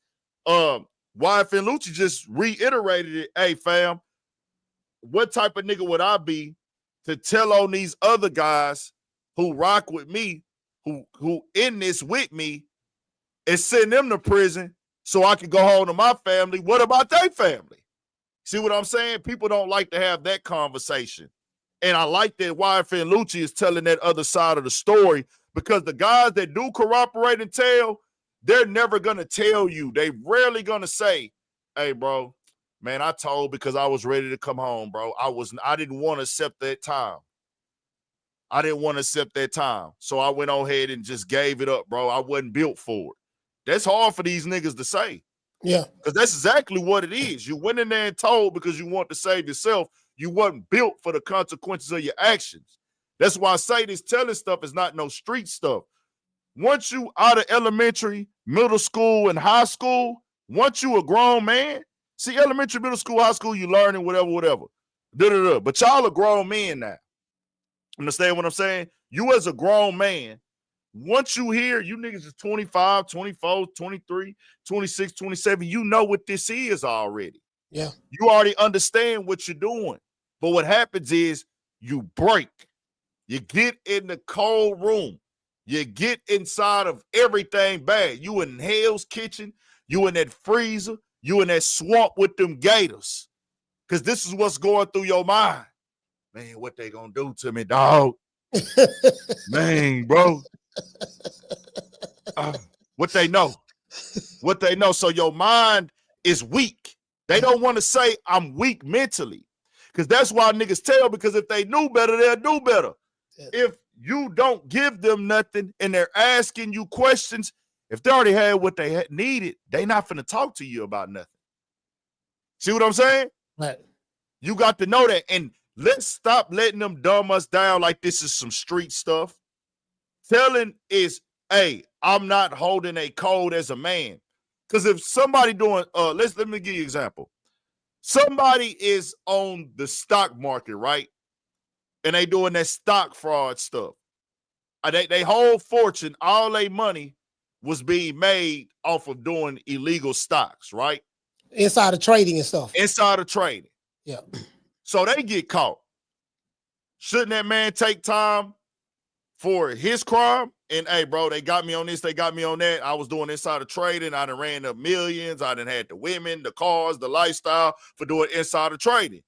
They come to you and say, well, give us who else was working with you and we give you some time off. Now, this guy's not a street guy. He's not in the street, but he's a criminal. Yeah.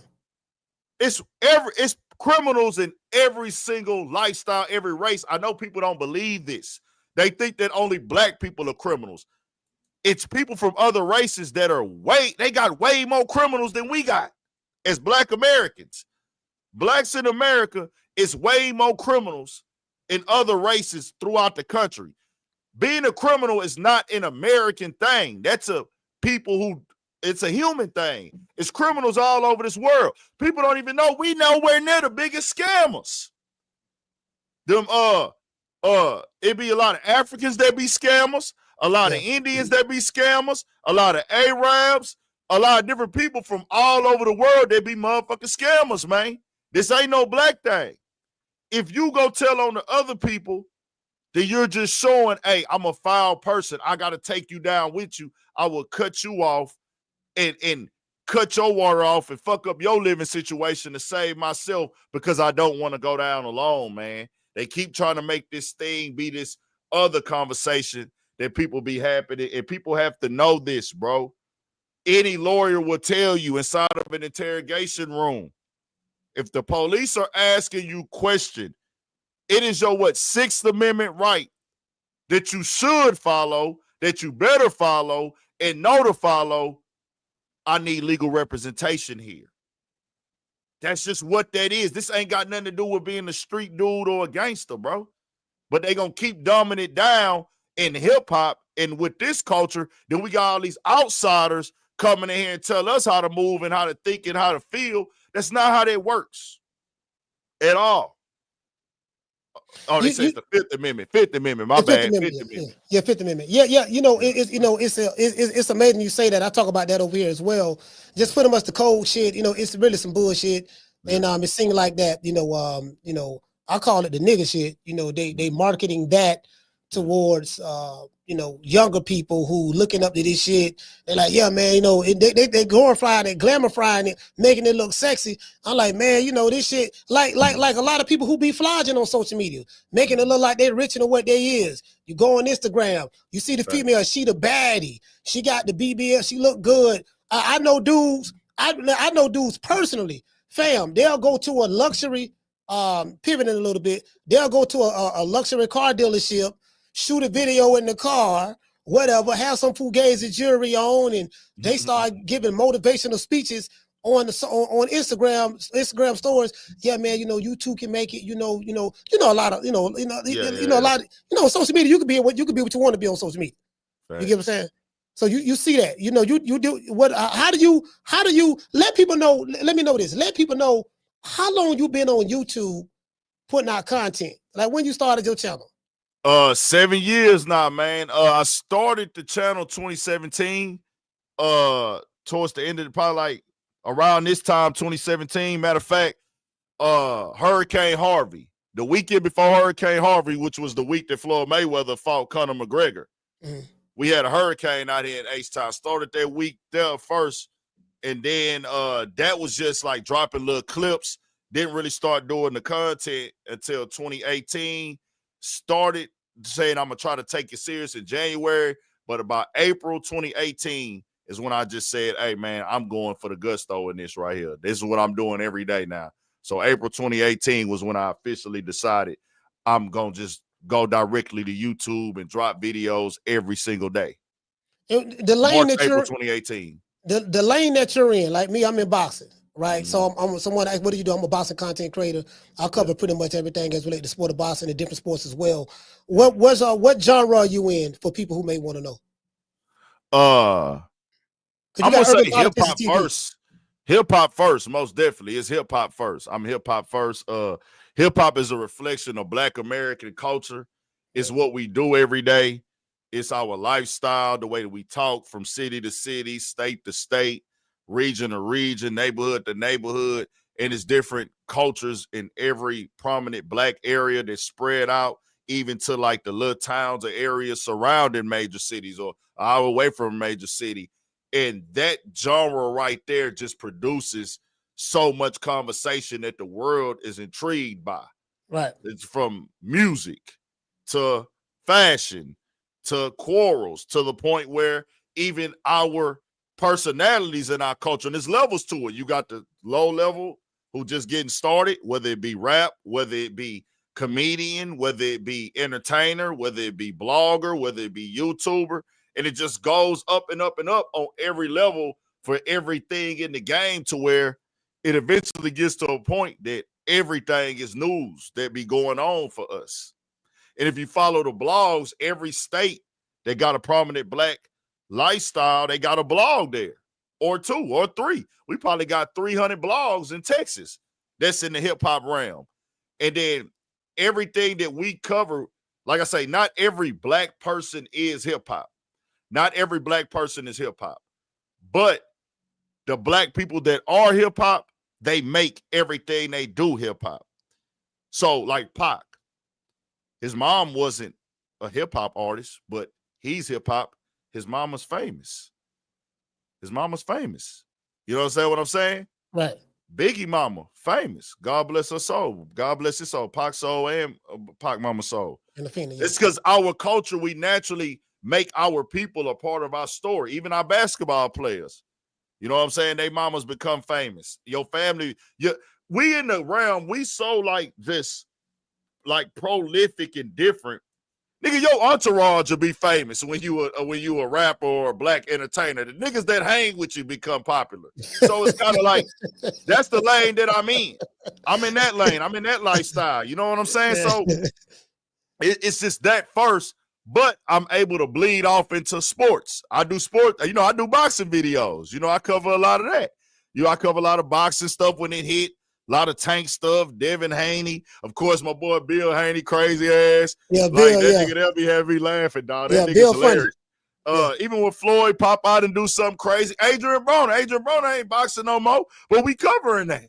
Yeah. Because he's in He's part of you going to Cameron and May show. They hip hop first, then Yeah. they transfer sports. You see what I'm saying? We put everything together. So I'm hip hop first, but I'm gonna cover a little bit of all. I covered the entire election. The entire election, I covered it. I covered that whole thing. I covered crimes like in the city. I just covered the 13 dead bodies found in Houston bayous this year. Houston bayous, and then we had 5 bayous, and we had 5 this week in the bayous. I just covered the hanging in Mississippi. I've covered a lot of that stuff. I've covered Breonna Taylor. I recovered a lot of things, bro. Like, so I'll be all over the place with it, but I'm gonna be hip hop first. But see, this is the thing, right? So what I love about what you do, it allows you the opportunity to cover more issues, because it's all pretty much the same as it relates. You get what I'm saying? Because the people want the information. And what I'm doing with boxing is different. Like this channel, the boxing, they only want to hear about specifically boxing. So it kind of narrows me myself, and it kind of like pigeonhole me in a little bit, you know, because I kind of like, like what you're talking about. That's really what I was going to do when I first started my channel in 2021. You should just do it. Like, people, you just don't abandon boxing. Yeah. You love boxing first. Like, I love rapping hip hop first. I'm gonna go rapping hip hop first. Yeah. But hey, I just gotta put a little bit more work in. Hey, it's gonna be a little bit more longer day. But hey, nigga, this and this and that. And then a lot of people, I'm not saying this for you, they don't want to start off with those other videos because they feel like their audience is not gonna click them. Oh well, whoop-de-doo. Whoop-de-doo. Like Thug say, nigga, drop those videos too, and then people will eventually start knowing, well, I can come here and get this as well.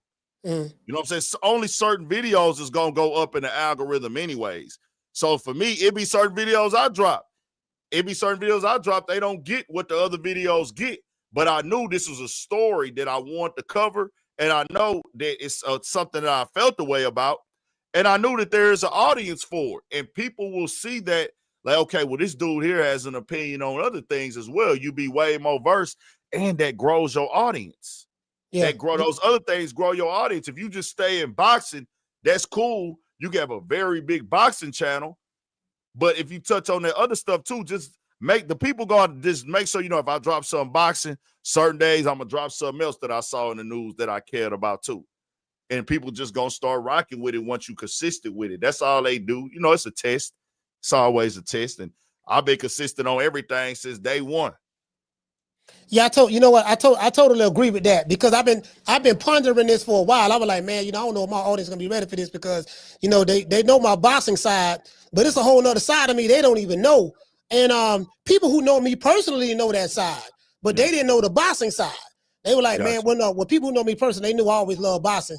So I was like, man, how can I do how can I do this to get the audience to grow with me? Because I know, I know the boxing shit like the back of my hand. I study a lot of stuff. I study a lot of, I look at all the analytics. I got a lot of that shit. And I know, I even know what my audience watch, which channels they watch, which videos they watch. Because I have apps that tell me that. You get what I'm saying? Yeah. It'll tell me. So, but I was like, man, like, I always want to talk about this, the street shit. Is because, one, I come from that. I did time.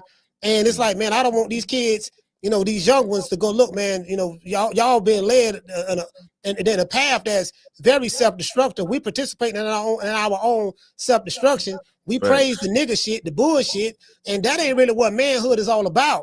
This shit is about accountability. You got to have a work ethic. There's no such thing as overnight success, because a lot of times they be looking at the YouTube channels and thinking, okay, Big Ant, he got over 300-something thousand subscribers, and I want to do that. And I'm like, fam, it ain't that easy. Hell nah. A lot of people, I have people, they make comments and they talk about the platform like somebody just gave me this 300. You see the way that they worded their verbiage when they speak about the channel, they speak about what I got going on. Yeah. It's like, well, bro, you're talking to me like this 300 just popped up out of nowhere. Like, just certain things that they'll say. It's like, well, hold on, bro. Nobody gave me the 300K subs. Nigga, this was a process. Yeah. I done been down through the water in this, nigga, through the swamp. I done really went through it. I done got on flights. I done spent thousands on trips and didn't get nothing accomplished. I done went from coast to coast, from LA to Miami. I done drove in the car to New Orleans, Mississippi, Alabama, Mobile, Atlanta, Georgia.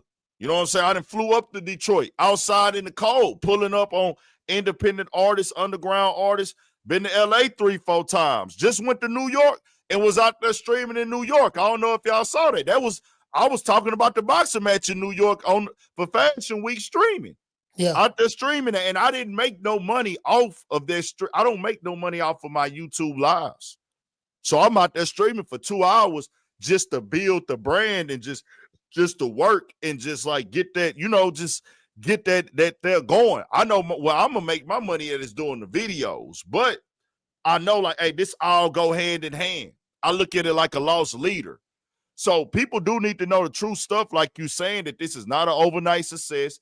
It is a grind. I get game. My game, see, a lot of niggas be trying to like, speak like they know so much of things like that. I don't get game from you old washed up niggas. You understand what I'm saying when I say washed up? Niggas that really just think they know what they talking about and don't.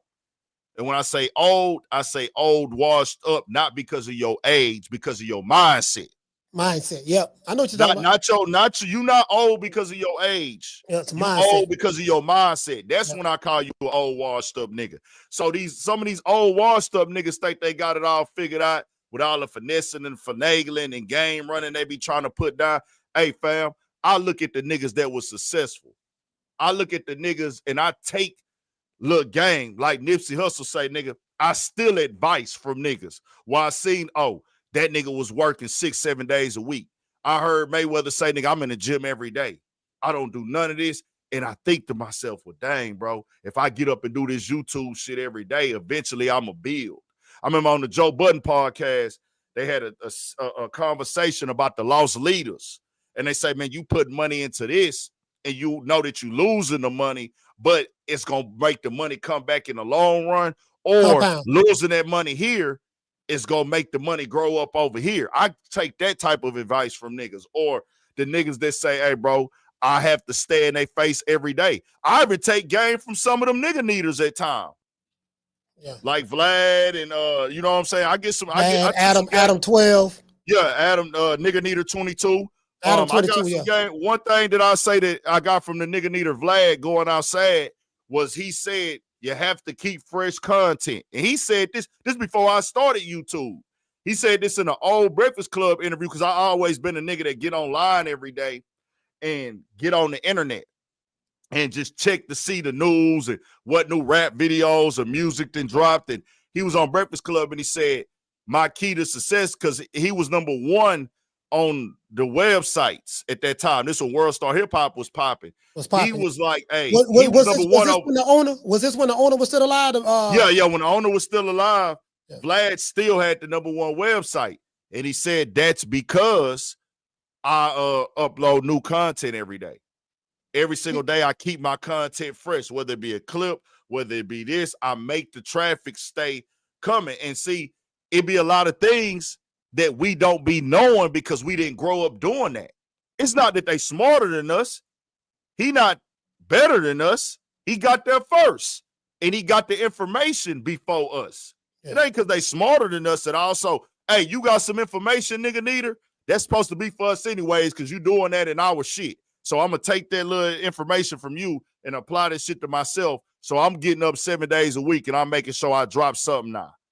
How many, because there might be some people that's in the chat that's listening that may want to get on social media, may want to do this, for a living.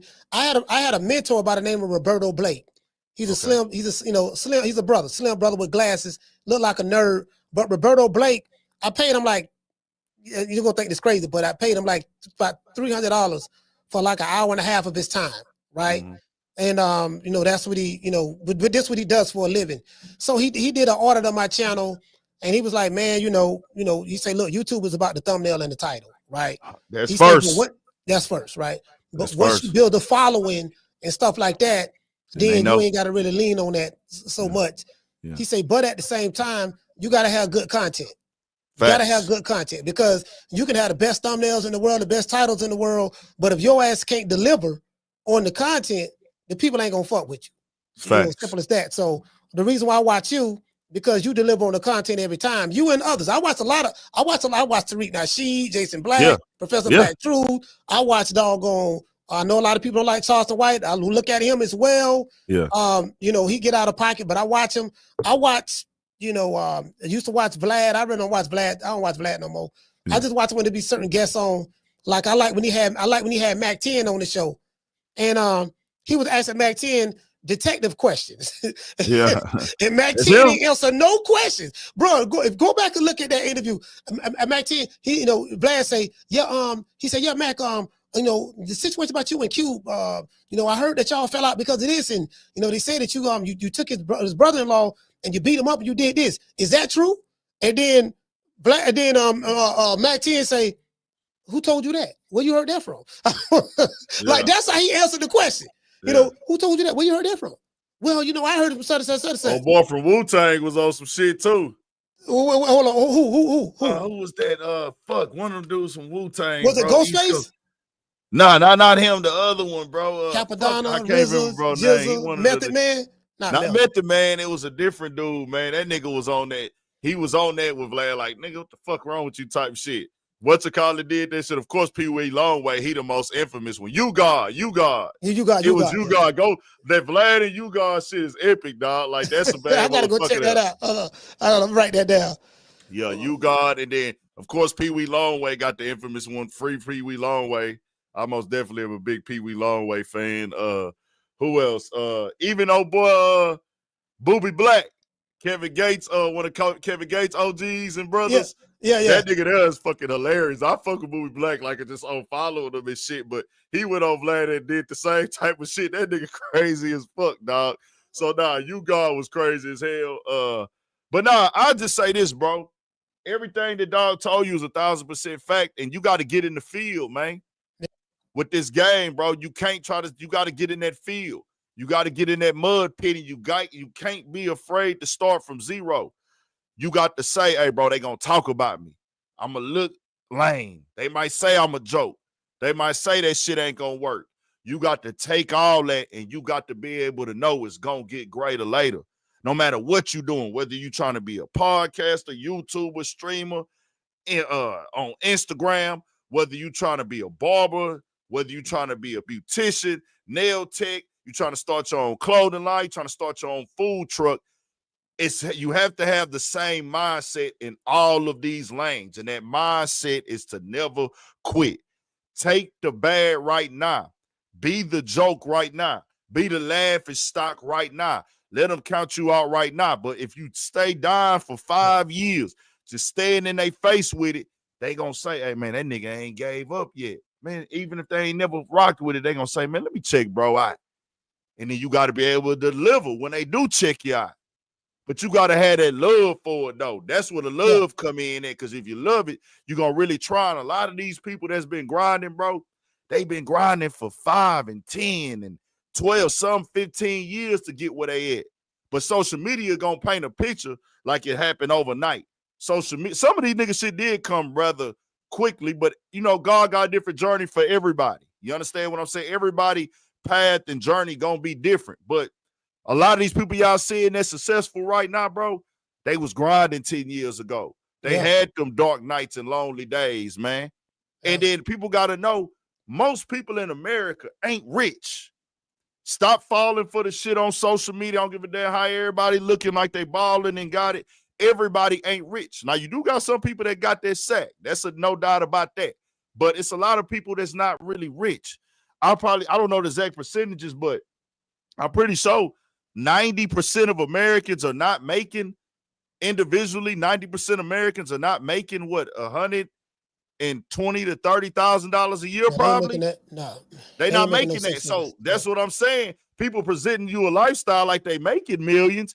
Nah, they just stand out as opposed to what the people who ain't getting that get. Which that don't mean you a better person. That don't mean you above nobody or nothing like that. It's just the way that these dynamics break down. So you got to know, to get up there, you're going to have to do something different. You're going to have to find that way. You have to be dedicated. You have to put your soul on the line, your life on the line. You got to sacrifice time. You got to sacrifice sleep. You got to look at your schedule and say, how much time and what am I willing to give up and sacrifice to make this other thing work? And it can happen if you do it. You got to do your homework too. Try things, trial and error. Go do the research. Go see what's what. Be yourself. Be authentic on this YouTube thing. Come from the heart. Come from the soul. And if you're doing something foul, if you're a bad person, you could be that too. But you know them results going to be different for you in the long run if you're being bad. You know what I'm saying? Yeah, man. Hey, listen, Ant, man. I really appreciate that. You gave me some words of encouragement right there because the work ethic is there, this and that, the consistency. But now it's like I've been thinking about this for a while. I said, man, it's time for me to branch out. It's time for me to branch out, dog, because I'm really like boxing's really confound me in so many different ways, and I'm like I'm a lot more dynamic than just boxing and entertainment. So I'm gonna be doing some other things. But listen, man, I just dropped your link twice. I appreciate it. When I come to Houston, you know what I mean? Hold on. Let me ask you this, because this is a joke we got over here, right? Yeah. So we know Jay Prince put out years ago that, you come to Houston, you got to check in. So no, I ain't no goddamn checking in and ain't time. Now, what you gonna say? Nah, so who I got to check in with? When I come to Houston, who I got to check in with? Man, when you come to H-Town, you ain't got to check in with nobody, dog. You check into your hotel and go to sleep, nigga. We don't do that checking in shit out here, man. Fuck niggas talking about, nigga. I wish I would check in with a nigga in my city, nigga. I'm all over this motherfucker. Like, you feel me? Everywhere, every side of time, man. We pull up wherever and however. Nah, I ain't gonna lie. Don't go put yourself in no bullshit, though. Yeah. If you look, I tell niggas all the time, Houston is a city that got all that bullshit if you're looking for that. Yeah. Like, if you going in there with that crowd, if you coming out here on some street shit, then you might want to go get with some people. You know what I'm saying?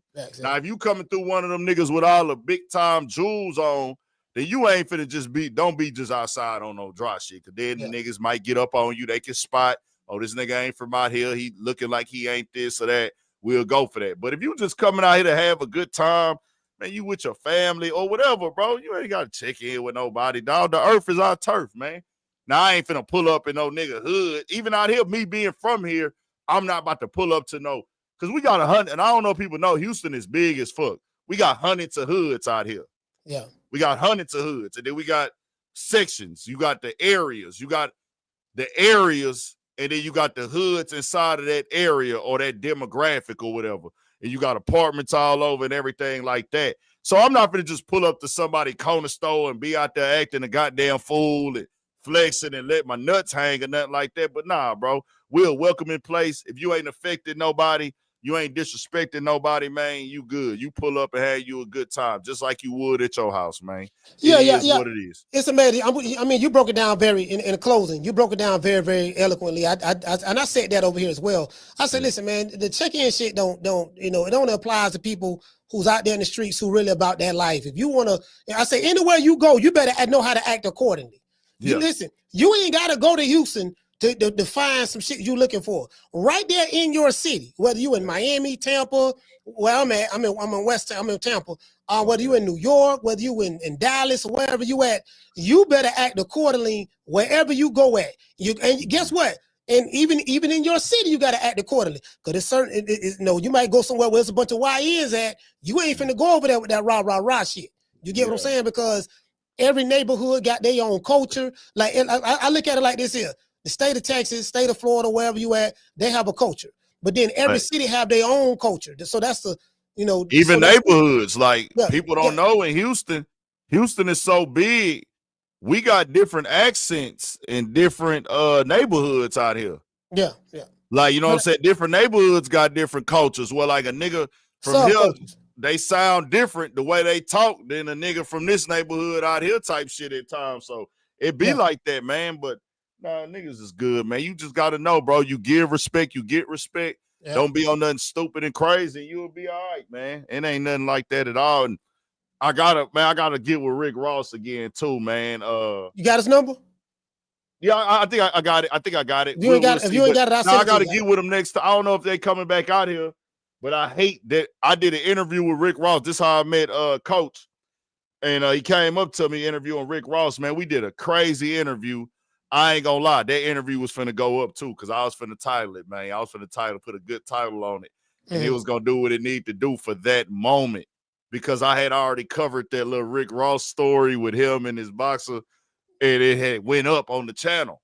Yeah. So I was finna have like some feedback on that, and I was gonna title it and make it go up again. But then that was gonna make it to where we had all this other good stuff we talked about in the interview, and the people was gonna see that. And Rick Ross is good on just the conversation in general, man. So salute to Rick Ross. And I hate that microphone, man. I miss so much content. Let me give some people advices, man. Check your mics. And this is basic game, but it's never too much. You can't get reminded enough. Check your mics before you record every time, bro. Because I done lost multiple interviews. I done did this shit 3 years straight at South by Southwest, where I done went there and recorded a gang of good work, but the mic went out. And it's the Rode mics. Rode, get y'all shit together, bro. The ones you attach to the camera, y'all done costed me a lot of great content throughout the years, man. You talking about the lapel mics? Yeah, the ones you stick to the camera, on top of the camera. No. You got to use the lapels. Yeah. Okay, yeah. See, I like the ones where you just stick on there and shit. Yeah, like you plug it into the camera. And it picks it up. That little cord be going out on me. I had that Rick Ross on there. I had some vlogs in the city on there. And I had South by Southwest on there with my boy. He had a boxing event up there, my boy Simo. And it was a hell of a time, bro. And I missed all that. I couldn't get none of that on the channel. So check your mics before you record, man. Just a bit of advice as a nigga that done hundreds of interviews. I'm the nigga that come from standing on the corner. I don't know if a lot of people seen that. You might not even see it. I seen. Yeah. You know, I used to stand on the corner and do interviews, bro, every single day in my neighborhood, all over the city. Like, pull up on me. I'm interviewing rappers, owners. I got interviews with boxers back in the day. Yeah, I'm inside the boxing ring with them doing interviews and all that. So, we'll be back, man. I rock with Coach. Keep going up. I just say this, Coach. Start dropping that other content on your channel. Don't worry about the views or how I look. As long as the content is good, that's all that matters. And then after that, if you want to, if you just really you don't want to have it like that, you can start another channel just doing the other stuff. Since you already know how to work YouTube a little bit, you had to be coming out the mud, but you already got an audience here of people that just rock with you in general. So you can just start covering some of that other stuff. Or if you see like a big incident go down, if you got time, go live on it for 30 minutes. You know what I'm saying? And then take that live down and clip it and redrop it as a video. Yeah. You see what I'm saying? And do it like that, man. You just got to find them little ways. But I appreciate you having me on, Coach. All right, man. Big Ant, I appreciate you too, man. And listen, man, y'all please go subscribe. I dropped the link. Here go the link again, man. Subscribe to my main man, Big Ant. You know, man, the Urban Politicians on TV. Y'all check him out, bro. He covered everything. Great content. I watch him every day. And y'all, please, man, we in Houston. When I come back to Houston, I'm going to definitely hit him up. We're going to link up again, man. I appreciate you, bro. Got to. Let me know whenever, man. I'll try to get up on it. But if you in Houston, we're going to make that happen for sure. Let me know. I need to go check out some more boxing events, too, out here, man. I got to get back to it. But it's love, man. I appreciate it. Let's get a round of applause, y'all. Get a round of applause. Yeah, man. Bro, like, hey, that interview been like man, I fuck with Ant, bro. Like, you know what I mean? You know, because he a younger brother. He younger than me, but I fuck with him because of his mindset. I'm going to drop the phone lines. And the reason why, like, he hit the nail right on the head. We were talking about, like, the old washed up dudes. Over here, I call them old crusty niggas. And old crusty niggas, they ain't got nothing to do with your age. It has to do with your mentality. You have a crusty mentality. The fact that you're older and you have a crusty mentality is pretty much, you know, tells the story. You know, if you crusty mentality, that means you're bitter. You're always complaining. You know, you whining about stuff. You know, you ain't happy with what's going on in your life. And what happens is you're trying to project that onto other people through cameras, microphones, or whatever the case may be. So I call you old crusties, you know, because, you know, it's not necessarily an age thing, but it's a mindset thing. True.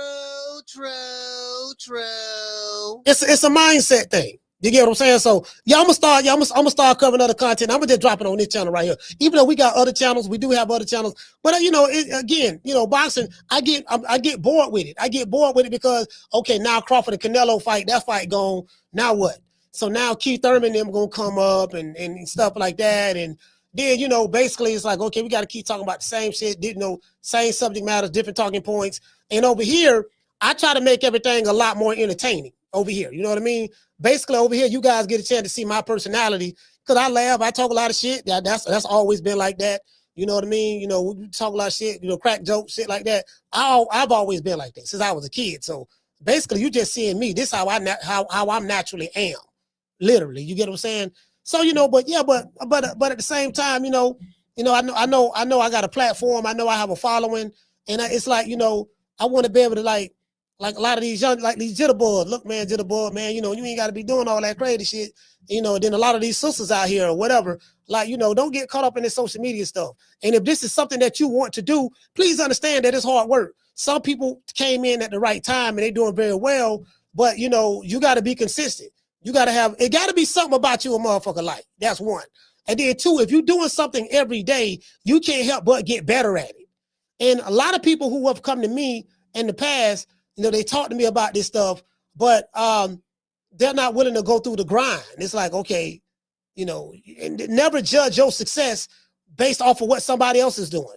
If it's somebody that you like or you know that you perceive as doing well, don't sit back and say, okay, I want to do what they're doing because they're doing well. And then when you see things are not turning out the way you want them to turn out, because you have unrealistic expectations, right? Because when you getting into something, you really don't know how it's supposed to go.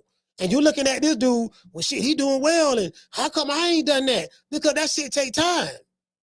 It take time. There's no shortcuts to this. I tell the brother ain't no shortcuts. I hear people talk to me all the time. I'll be like, yeah, I know, you excited now. But when you're building something, when you're building something, you know, you have to be willing to still do it when you're not excited anymore. Everybody can get started doing something when they're excited. Oh, boy, I'm trying to tell you, boy, I got a new idea. I'm going to do this and I'm going to do that. You excited, right? The dopamine don't release the chemicals in your brain. The brain don't release the dopamine chemicals in your brain. You don't got excited. But guess what? It's going to come a time when you ain't as excited anymore. And once that excitement die down, guess what? You die down. You get what I'm saying? You die down. Yeah, man. So, you know, it is what it is. Like I tell people all the time, bro, when I started this channel, I didn't know I was still going to be doing this in 2025 right now. I didn't know I was still going to be doing a boxing podcast. This shit was a fluke, literally. Shout out to Tyrese. Hey, okay. Dropping that $2 super chat. I read that one already. Shout out to Miss Black Panther. Hey, okay. I read hers. Shout out to Deacon Weezo. Hey, okay. Dropping that $2 super chat. He said Deacon supports and love these brothers. No Diddy. Yes, sir. Yes, sir. Hey, we too old to be saying no Diddy, Deacon Weezo. Shout out to Deacon Weezo. Hey, okay. Dropping that $2 super chat. He said AB need to do a stand-up comedy with me in Charleston. Man, man, I don't even know if AB can stand up on the stage. Shout out to Stacy. Hey, okay. Dropping that. Bam, dub on your boy. Hey, Leroy.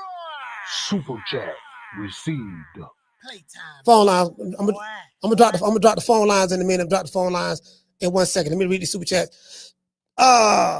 He said conversation always fire. I appreciate that. That's what I'm gonna start doing. I'm gonna start interviewing a lot of the brothers who I like. You know, I want to get MREC TV on here. I want to get I would try to get Charleston White on here, but Charleston White charges a fee.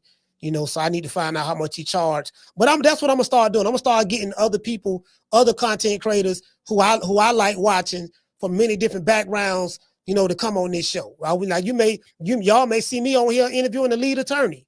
Y'all may see me interviewing the lead attorney. You may end up seeing me interviewing AV, you know, not AB, AV, who be on the lead attorney. You may see me interviewing, you know, just anything. I'm not just covering boxing no more. I'm doing boxing. We still going to keep the boxing program, but a lot of interviews that I do, y'all gonna see me doing other shit, you know, other shit outside of, and you may see me interviewing a wrestler from WWE. You may see me interviewing, you know, because I want to try to make it more diversified, because the boxing has gotten boring to me. It's gotten stale to me.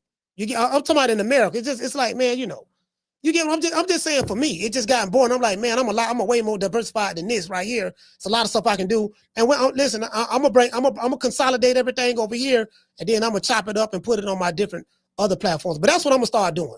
Shout out to CJ Rich. Hey, okay. Dropping that quarter of a dub. He say just showing a little love, coach, and Big Ant keep grinding. Yeah, man. Yeah. Big CJ, I appreciate you, brother. Shout out to Tegra. Hey, okay. Dropping that half a dub. She said, great interview with Big Ant, coach. Yeah. Me and Big Ant. I met him in Houston. At the Red Owl event. Down from the bar, there's a platform stage. People pimping, sharp as razor blades. Yeah. I'm gonna get, I'm getting Charleston White or somebody on here. You know what I mean? Charleston White. I don't know how much he charged and shit.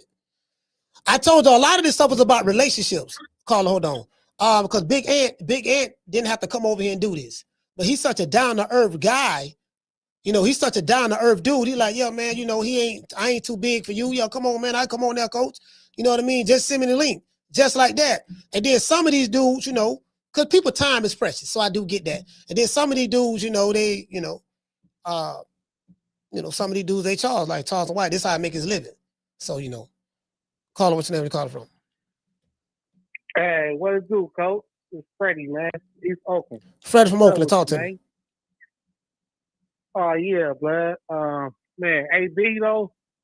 I think, man, we need to pray for AB for real, man. Because he can bounce back though. You feel me? I'm hoping he bounce back. Because he remind me of what's his name? Johnny Tapia. Remember how Johnny Tapia was a wild boy? Yeah. And he passed away. And so I'm just saying, I don't want that to end up happening to AB. You know what I mean? So I just hope he bounce back though, man. You feel me? And then as far as the caller Jerry, man, that's Jerry comedy though. Yeah, Jerry funny. Yeah, he's super funny. He make me laugh like that. That dude's so funny. But yeah, though, but but AB though, man, let's just pray for him, man, for real, man. He gotta really like give us life to God. So that's the only thing gonna fix him. You feel me? If he's serious about turning his life around, man, because I don't want to see that at the end of his life. I don't want to happen to him. But then, let's just keep lifting AB up in prayer, man. That's all we could do. I mean, that's all we really could do, though. For yeah, pretty much. Lift him up in prayer, man. All right, shout out, listen, man. Shout out to Freddie, man. I appreciate you, brother. Oaktown, stand up. Sir. Yeah, AB.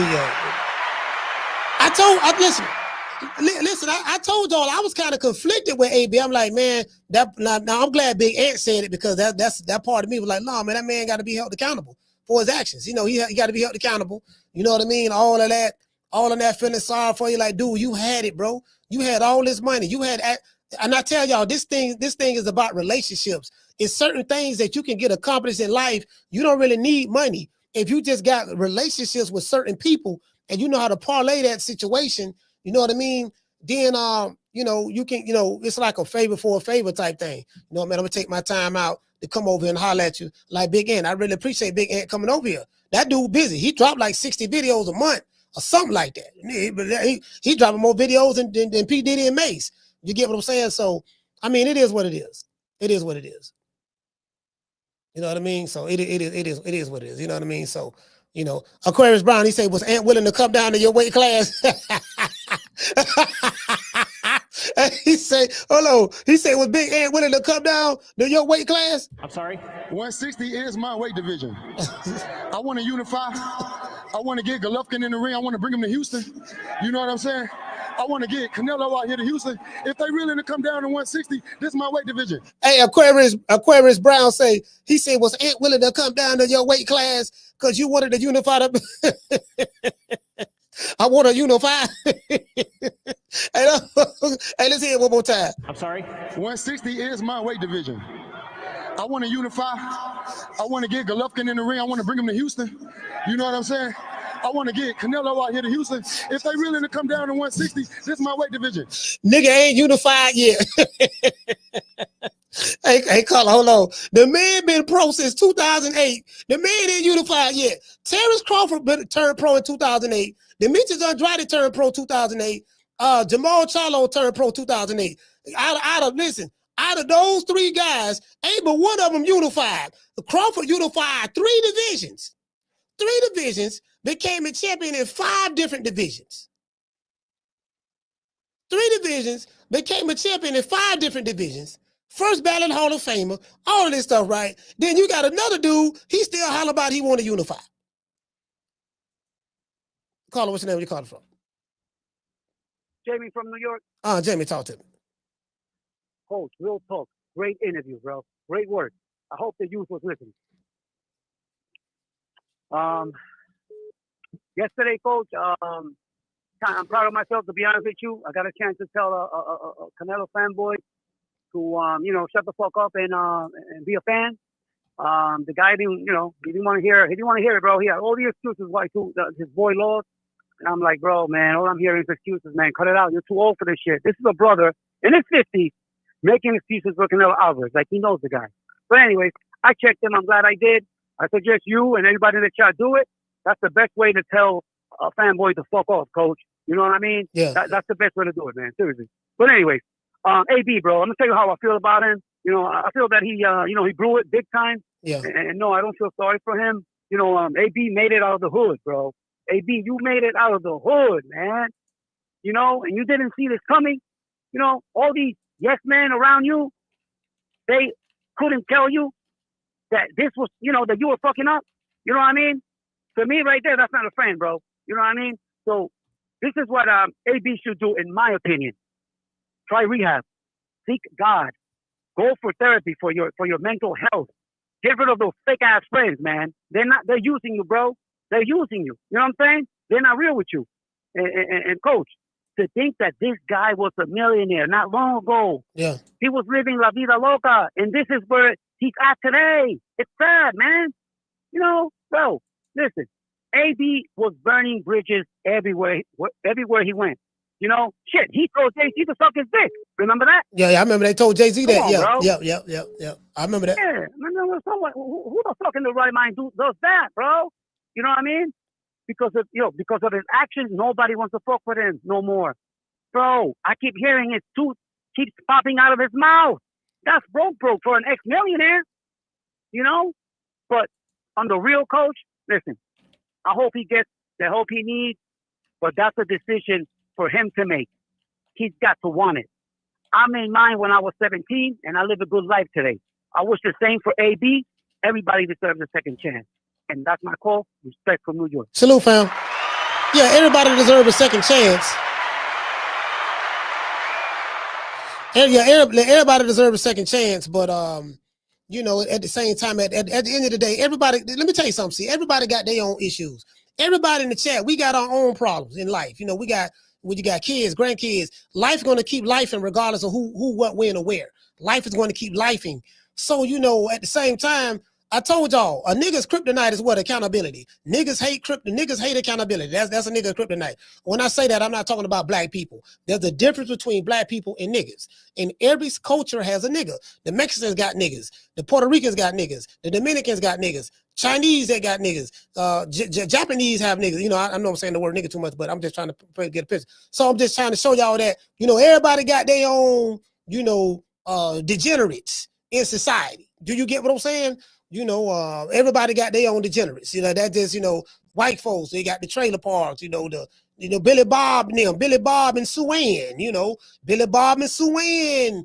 You get what I'm saying? West Virginia somewhere. No shade to West Virginia, but or in the Panhandle in North Florida somewhere, or in the Panhandle in Texas, or in the bayous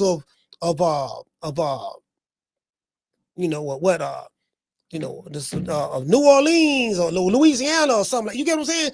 Every society got their degenerates. The problem is the mainstream media. They want to promote the degenerates. Hold on. They want us to accept the degenerates as the norm. The degenerates are not the norm, fam. They showing that, yeah, man, that's how y'all act. That's how you people act. That ain't how us people act. Like, what society show the worst? What group of people show the worst of their society and then say that the worst part of their society represents all their people. No, man, you know, Kodak Black don't represent me. Young Thug don't represent me. Sukahani don't represent black women or whatever. Or Cardi B don't represent what Puerto Ricans or whatever she mixed with. She represent her people who think like her. They want to take that. Yeah, dog. See that's how all y'all act. You people, what they're saying. See, you people, see, that's the problem. See, y'all don't know how to act. Y'all taking this shit too far, dog. Y'all taking it too far. You get what I'm saying? I'm tired of y'all. Bro, Jerry, I ain't gonna lie. Jerry is the funniest racist I ever heard in my life. True. Yeah, you know what I mean? You know what I mean? I like my racism open. You know what I mean? I like it. That's how I like it, open. Shout out to Kerry Pete.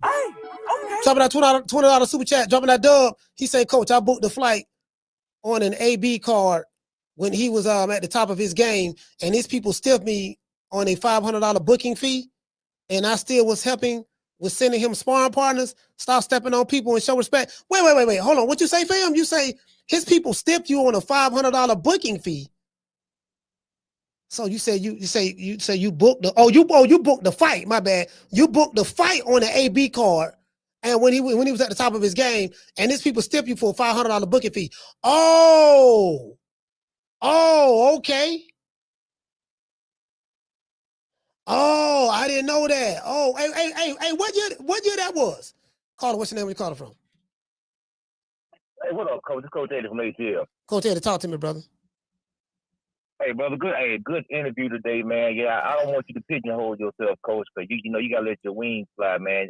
I know you good with the, like with the comedy and with the. I gotta let my wings fly like a duck. Yeah, man. I mean, you got a lot to offer, man. You got a lot to offer. You know what I'm saying? So it's good, brother. Let people see the other side of you, man. Because a lot of people think I'm a clown, man. I am a clown. I've been a clown forever. But I'm a union electrician. I do home remodels. I own a boxing gym. You know, I'm a minister. I'm a husband, I'm a father. We so much more than what we, you know, this is just a good place for me to be right here, man. Because I got more jobs than the Jamaican. I'm going to a job right now. I'm finishing somebody's basement. I just got off work. I'm going over here to finish somebody's basement. I do sheetrock, I paint, I do electricity, I do plumbing, I do everything, bro. And I call your show and I act the fool, you know, and try to make the people laugh a little bit, you know what I'm saying, clown around. But I go to the boxing gym, I train kids. Yeah. I'm a mentor. We do all these things. Coach, that's you, Coach. I know you, man. I know you on the personal level. We talk. You know what I'm saying? Yeah. I know you got a lot to offer, man. So I'm pulling for you 100%, man. And one more thing, Jerry, you're gonna be upset one more time. So when Erickson Lubin beat Virgil Ortiz, I know Virgil Ortiz he can got, but I'm telling you, Lubin gonna beat him. he gonna be 38 high when Lubin beat Virgil. Hey, you think so? Hold on, Coach Eddie. You don't jinx him. You don't put the jinx on him now. You were supposed to. No. You supposed to say you supposed to be going for Virgil Ortiz. You supposed to be going for Ortiz now. Hold on, you go. We good, man. I'm gonna tell you one thing. Then I'm gonna get off. I know a lot of people want to call. I think that win, but Crawford did, man. Yeah. See, Crawford is what you call he's a hero. Tell you what, we ain't had a hero in a long time in boxing. No, we got Tank.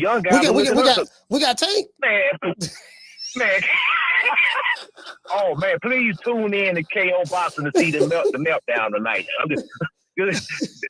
Boy, they've been killing KO all day long, man. What they been on this bubble? Yeah, cause Tank dissed him. Yeah, cause Tank dissed him, right? Tank dissed him hard. Yeah. So I'm showing up tonight just so I can see the meltdown. But not to say how to say this, Terence Crawford done inspired a whole generation of young boxers, man. Yeah. And I think that Louis being the southpaw, he looks up to Crawford. He likes Crawford. Him still being young, I think he's gonna be able to pull from that fight that Canelo did to use some of that stuff in the Virgil fight. Don't be surprised if Adrien Broner pulled that off, man.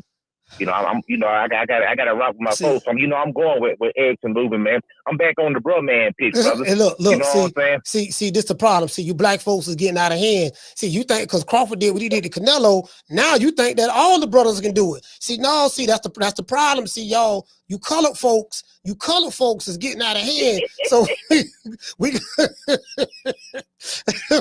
getting out of hand. That's why nigga don't want to see y'all win because y'all don't know how to act. Yo, I ain't gonna like Coach. I ain't gonna lie, man. I got Virgil Ortiz beating the brakes off Anderson Lubin, bro. Like this is a cherry pick film. I'm being honest with you, bro. Nah, man, you gotta stay on code, man. Come on, coach. You gotta get on code. I listen, man. My listen. I want him to win, but listen. I've taken Virgil Ortiz. I'm telling you, brother, man. Anderson Lubin ain't got no defense, fam. He's not deep. He's not the most defensively sound fighter in the game, and bro, the way I see this fight going down, I see stoppage, man. I'm just being honest with you, fam. I want to keep hope alive, but I gotta, now again, if he win, I'm gonna be the first one to come on here. Man, Coach Eddie, you was right, boy. Well, I ain't see it, bro. I didn't see it. I didn't. I don't see it. Yeah, that's for sure, man. Hey, that's my call. Well, keep doing the good work, man, and go ahead and spread your wings, brother. You the man, dog, out here, man. You the man in these streets, man. All right, Snoop, fam. Yeah, I got we need to set the code aside for just 1 minute. Yeah, I got Erickson Lubin getting the brakes beat off of him. And I like Erickson Lubin. I love his coach, Kevin Cunningham. Kevin Cunningham is a beautiful man. I love that brother, man. But bro, listen, a Golden Boy, hold on. Golden Boy picked Erickson Lubin for a reason. If you know anything about Golden Boy, everything is shares. All of they fighters fighting pretty much shares, right? Like this is an easy fight for Virgil Ortiz. Like literally, this is an easy fight for him. Erickson Lubin, he may have his moments. He may land a couple of good punches or whatever. But Virgil Ortiz, I'm telling you, bro. Yeah, man. I'm trying to, yeah, bro. He gonna listen, bro. He gonna get stopped, bro. He gonna listen. It hurt me to say this. It hurt. I want him to win, but bro, I'm telling you, boy, Virgil Ortiz is. We can't make the brother man pick. Not on this one. He gonna get his ass. Virgil Ortiz gonna be based off that dude. And he gonna it's gonna be in the stop. I think it's gonna be a stoppage, bro. I honestly believe that. I hope I'm wrong though. Carla, what's your name? You call it from? Hey, Coach. This is the other Jerry from Tampa. Jerry from Tampa, talk to me, brother. Coach, all those Jerrys ain't like that one Jerry. I saw that call the other day. Oh yeah. Yeah, I know that. I mean, I've seen Crawford, I feel he's always had a lot of, people hating. I'm not sure why, because I've gotten messages from old comments on old videos of Crawford. He's been, from before he was famous, when he was at lightweight, he was tutoring a lot of the youth over there in Omaha. He's a family man. Yeah. He's undisputed. 3 weight classes, which no one's done that recently. Yeah. I don't know why people hate on him, but, I guess it just comes with the territory. But that's all I got for you, Coach. Shout out to Jerry. Bro. Yeah, man. Erickson Lubin gonna get his ass whooped. Hey, now, hold on. Check this out. I'm listening to a video from Aki TV. I'm gonna do a show on this. Aki TV played an old video of Devin the Dream Haney. Now, you guys do know that Devin the Dream Haney will be defending. He ain't got no belt. So, he's going to be defending he's seeking to become the 3-division world champion. Devin the Dream Haney is on a historic run right now. He's looking to become a 3-division world champion, and he's fighting a black fighter in his prime. He's fighting a young, strong, cock diesel. Cock Diesel, black fighter from the mean streets of Atlanta, Georgia, by the name of Brian Norman Jr. And word on the street is Devin the Dream Haney has a warehouse full of tools that has not been on display as of late. And he is anxious to pull the tools out to show the young whippersnapper and Brian Norman Jr. because he's young and he's inexperienced, and there's levels to this. He hasn't been on this level before. Devin Haney has been on the level, the highest of the high. So in this video, Devin Haney spoke about one day fighting Canelo Alvarez. This was years ago prior to Crawford fighting him.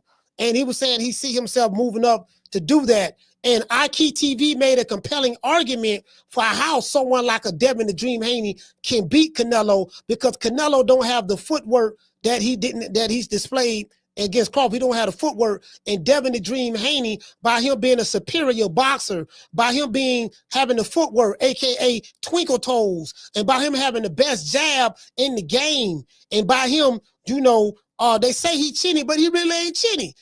So by him taking that championship experience from fighting Lomachenko, fighting Jorge Linares, fighting Jojo Diaz, fighting doggone Jose Ramirez, fighting Gamboa, fighting what the dude name? I said Gamboa, fighting Regis Prograde or Rougarou. But Brian Norman ain't fought nobody on that level, and he hasn't had the training that Devin the Dream Haney has. Devin been trained by Mike McCallum, Joel and Zab Judah, Floyd Mayweather Jr. and Sr. and Sugar Shane Mosley. That's going to be, that might be too overwhelming for someone like a Brian Norman. So I'm looking forward to promoting that fight as well. True. But he went to comparing Devin Haney to Terence Crawford. He said because Terence Crawford, what he was able to do to Canelo, I believe that Devin Haney could do the same thing. And I'm like, hold on, wait a minute, Aki. Hold on, bro. So I will say this. Now, Jared might have a point. Yeah, see, you black folks getting out of control now. Y'all, one of y'all greats don't be the great Mexican, but now y'all just getting out of hand. Now you thinking all the black fighters can do that. No, all y'all can't do that. So that's what Jared was talking about. Caller, what's your name? You calling from? What's up, Coach? This is Mitchell from Chicago. Mitchell from the Chi. Talk to me, brother.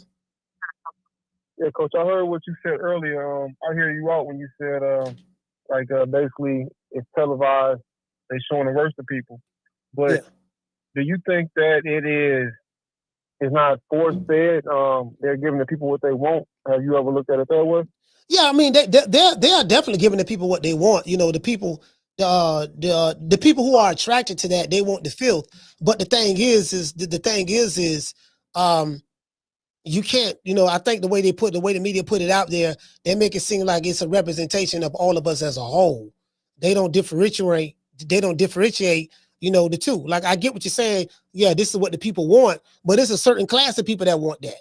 But that's not a representation of all of us. Like, okay, but I'll give you a perfect example. You got a criminal element with the Jewish community. They're not showing that criminal element as representing all the Jews. So I do agree with you on that, but in one breath, but in the other breath, you don't show me Kodak Black, or show me Sukahani, or show me Glorilla, or show me doggone Sexy Red and say that's a representation of black men and women. No. That don't represent us. So that's all I'm saying. Oh yeah, 100%, and I agree with you also. And by you bringing up the Jewish community, I totally agree with that. I think the only difference is, like with our community, we laugh through a lot, whether it's funny or it's pain, we take on to it and we just, run with it. I think with other communities like Jewish, like for instance, you remember when the Kyrie Irving thing happened, if it's something that makes them look bad as a whole, they shut it down. They don't want no existence of it. Yeah, like we'll take on, like we still arguing about snitching. And that's what we argue. That's type of stuff we arguing about nowadays. That's the type of conversation we still having. How about just not commit no crime so you got to worry about snitching? How about that? Why we gotta? You're right. You're right. And even like look at boxing, people can say what they want about Terence Crawford. Is he married? No, but marriage doesn't define the man. You look at him every time you see him, it's family. He talks about his upbringing, his mother. Man. It's certain things. Man, people like you got it, my bad. No. Let me explain this about Terence Crawford and his mother, right? Because I hear people talking about, man, his mama abused him and this and that. She didn't abuse him. So what people fail to realize is this. Go back to the interview when I interviewed Crawford. I asked him that situation, asked him a question about his mother. And I explained to him my interpretation of the type of man that he is and why he is so successful, why he have such resolve in his mind. And he answered it on the interview. I say, listen, man, a lot of people looking at your mama, she did this and she did that. You know, she was paying kids in the neighborhood to beat you and to whoop you because Bud was bullying people in the neighborhood. And I tell people, I say, look, had his mother not been as tough on him as she was, he wouldn't be the man that he is today. So you see, you can't overlook that. You might not have agreed with her methods, her methodology, but you know, his father wasn't there. His father was in the Navy. And so she did the best she could under the circumstances. It wasn't like she was, you know, abusing them and you know, like I came up would have been abuse. You know what I mean? Because I got whooped with stitching cords and switches and stuff like that coming out the tub. But he didn't go through none of that. So people, you know, people like to look at it's two sides to the coin. If his mother have not have made him the way she made him, he wouldn't be the guy. We wouldn't be talking about him right now. And when I asked him in that interview, he told me, he said, listen, he said, there's nobody that has hurt me more than the women that's the closest to me in my life. So when people tell me I ain't fault nobody, this and that, and they try to tell me down in the media, he say that just fuels me.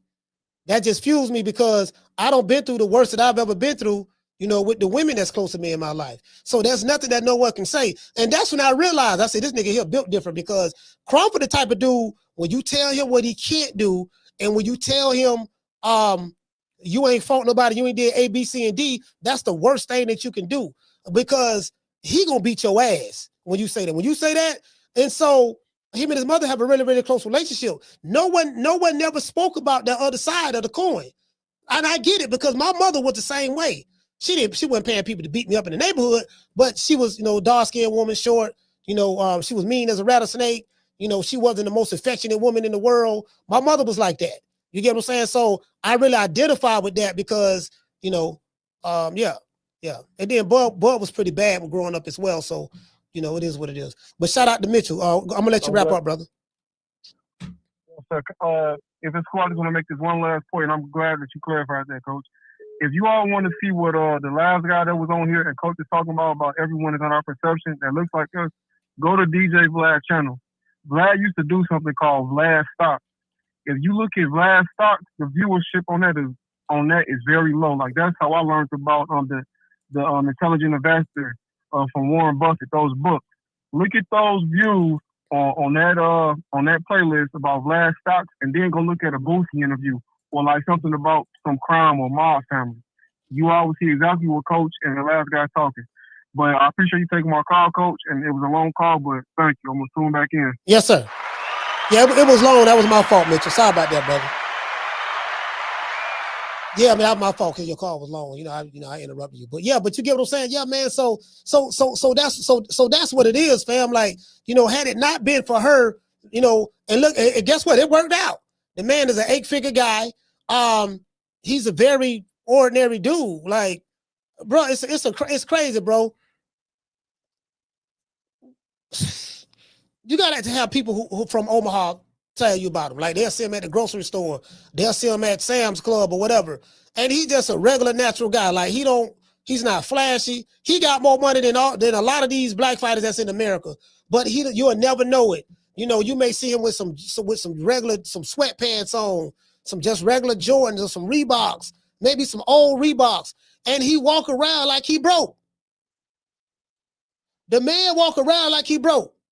He's not the fighter that's gonna be in the club singing, dancing, drinking, hanging out with the cool kids. He ain't wearing purses or whatever. Now some people got mad. They said, "Well, took out a sheik hand." Actually, it was him and Dana White. I saw Dana White holding took out a sheik hand as well. I don't know what that was about, but my point is he's an alpha male. This is the type of dude he is. There's no whole nigga in him at all. I promise you that. When I look at him, when I see him. I was talking to Miss Deborah, and I talked to her a lot. Talked to Miss Deborah a lot. Talked to Bud, and I say, man, you know what? I say he got your eyes, cause when she talk to you, she look at you like she's looking through you. She don't blink. She has a cold stare. Terence Crawford have that same look. He has a cold stare. When he look at you, he just the nigga don't blink. Carla, hold on. He don't blink, bro. It's like he looking through you. When you're face to face with him, and he gives off an energy because everybody you're around, you know, you're gonna pick up their energy, and he give off an energy like The motherfucker ain't scared. And he real calm, real cool, strong as an ox, want to smoke, but he walks around like, he don't give off that kind of energy, bro. He just walk around like he don't want to really be bothered. He doesn't like celebrity. He doesn't like the fame. He don't like that shit. He just like, look, man, I just want to show y'all on the best. Y'all whooped his ass. Y'all say I ain't fought nobody. Okay, fine. Add him to the list of nobody. I don't fought 42 nobodies. Everything y'all said that I couldn't do, I did. Everything y'all said I wouldn't do, I did. You know what I mean? Now what you got to say? That's him. That's him. And bro, that just, like from a mentality standpoint, doesn't it, man? I don't know what to say, bro. It is what it is. I'm calling what's your name you called it from? From Myrtle Beach. Demetrius, your phone breaking up, but I got you. From Myrtle Beach. Yes, sir. I got something to say about Jerry from Baltimore. Yes, sir. Man, you could suck 1,000 wee-wees and die. I see, that's what I think about these closet races. We can't celebrate our heroes and people who do things that they ain't supposed to be doing and do remarkable things. So for you to say, you really want to say niggas, y'all niggas need to sit down and shit that fuck up. That's what you really might think to say. Sorry, Coach, for this. No, that what he wanted to say. Jerry from Baltimore, if you listening, you could suck 1,000 wee-wees and die. Thanks for taking my call, Coach. I don't like that. Salute for him. Yeah, I don't think Jerry from Baltimore. Yeah, I mean, there's nothing about him when he called that sounds like Baltimore. He can't be from Baltimore. You get what I'm saying? Like, he ain't from Baltimore. I don't think he from Baltimore. Bro, like a white dude from Baltimore? Nah. Yeah, I don't think he from somewhere else. He ain't from Baltimore. Like, the more I think about it, I say, nah, he ain't from no Baltimore. He can't be from Baltimore. I find it very hard pressed to find any white guy that's grew up in Baltimore that talks like him. He don't give off Baltimore. He don't give off Baltimore vibes. You get what I'm saying? Yeah, he don't give off Baltimore. He don't give off Baltimore. You feel me? Yeah, I'm like, nah, he ain't from the Baltimore. I had a dude hit me up. He was mad in the chat. Somebody left a comment, man, you always laugh. What the fuck you laughing at that for? That shit was funny. I say, fam, let me explain something to you. Because he got emotional, right?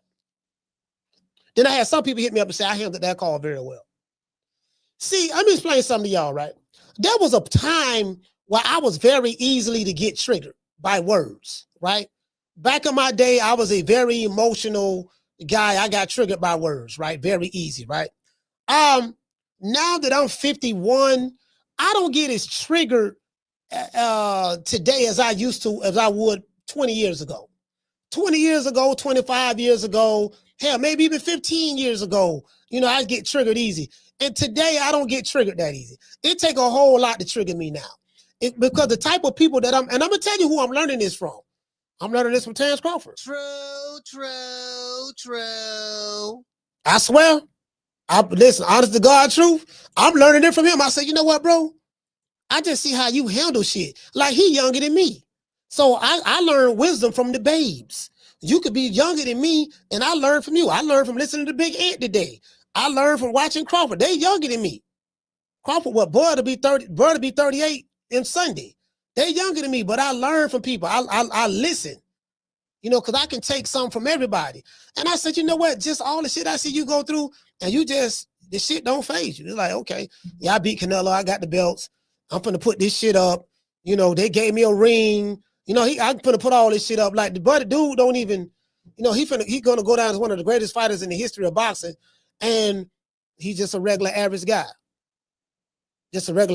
So I said, you know what? And I told him, I say, man, I'm gonna work on trying to become a better person, very like you, because I see how you handle shit. And just by me being around him, when I interviewed him that day, just by me being around him, I said, you know what, man, I'm gonna just, fuck it.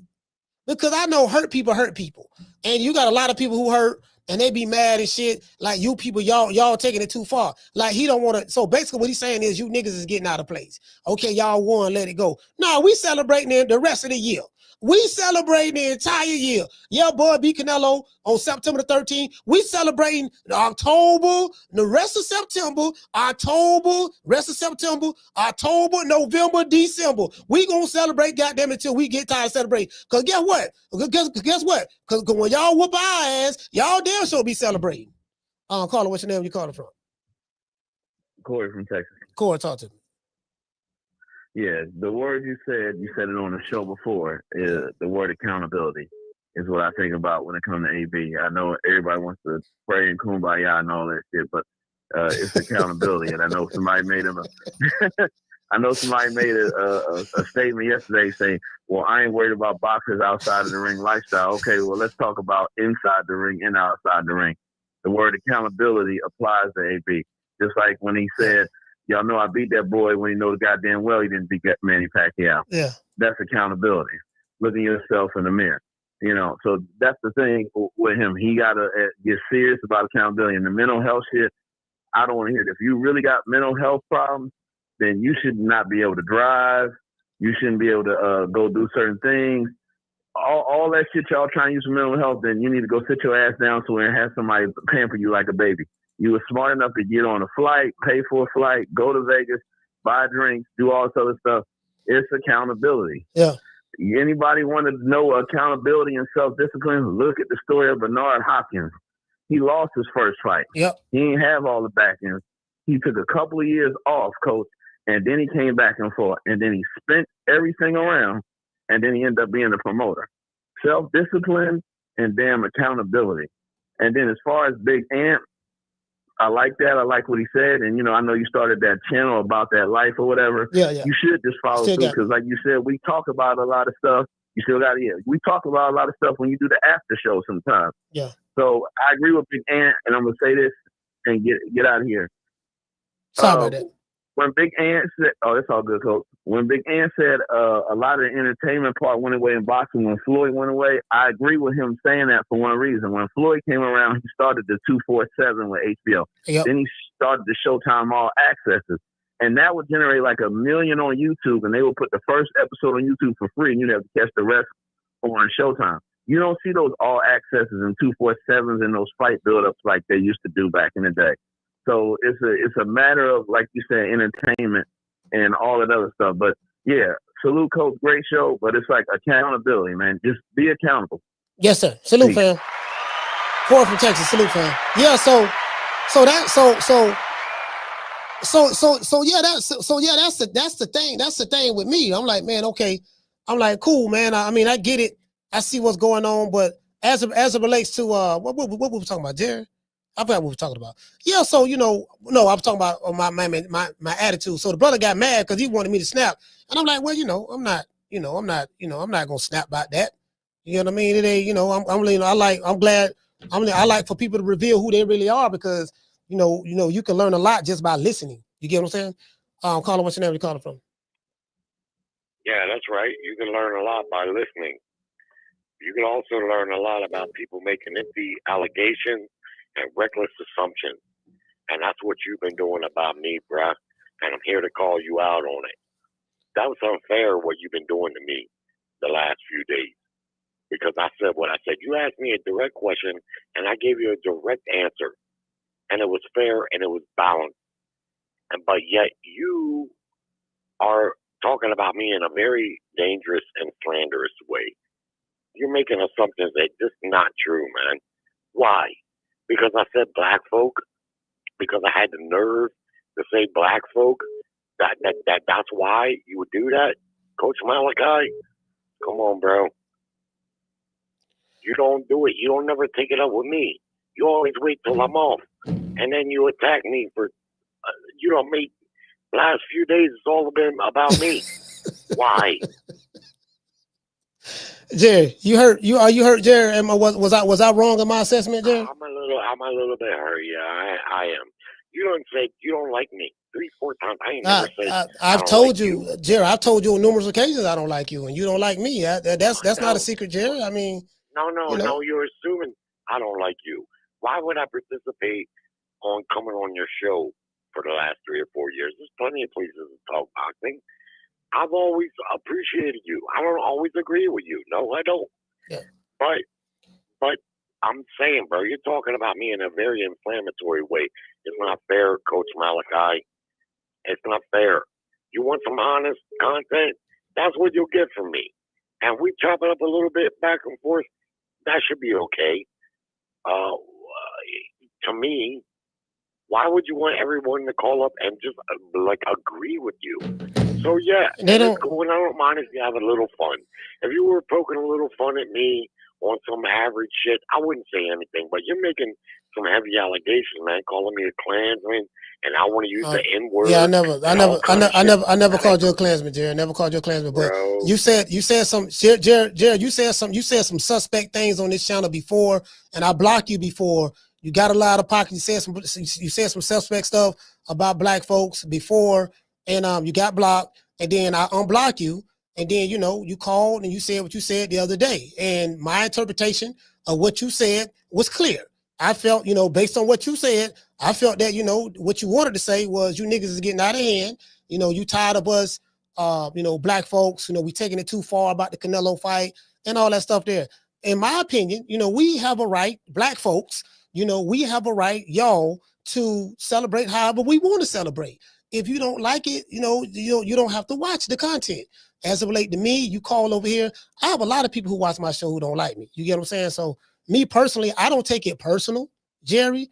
I'm not really upset with you. I just look at you as a suspected racist. That's all. And, if you feel that I'm wrong, maybe I am wrong, but I feel like you are a suspected racist. You're a bigot. That's how I feel. I stand on that 10 toes down, and I'm not going to apologize for that. And if you feel that I am wrong and you don't like what I'm saying, you could do one or two ways. Just like you freely came on this show, you can freely not come over here anymore. It's that simple, brother. It's not that hard. I get it, man. I get it. I'm just saying, man, we live in a world where dangerous and assumptive narratives can be dangerous, man. And you got a bit of a power of a pulpit because it's your show, and I get that. But I'm here to tell you, I'm not racist. I grew up in the hood, man. I don't what part of Baltimore are you from? Because I don't think you from Baltimore. What part of Baltimore are you from? Because we need to do some investigation on this. I'm from Woodlawn.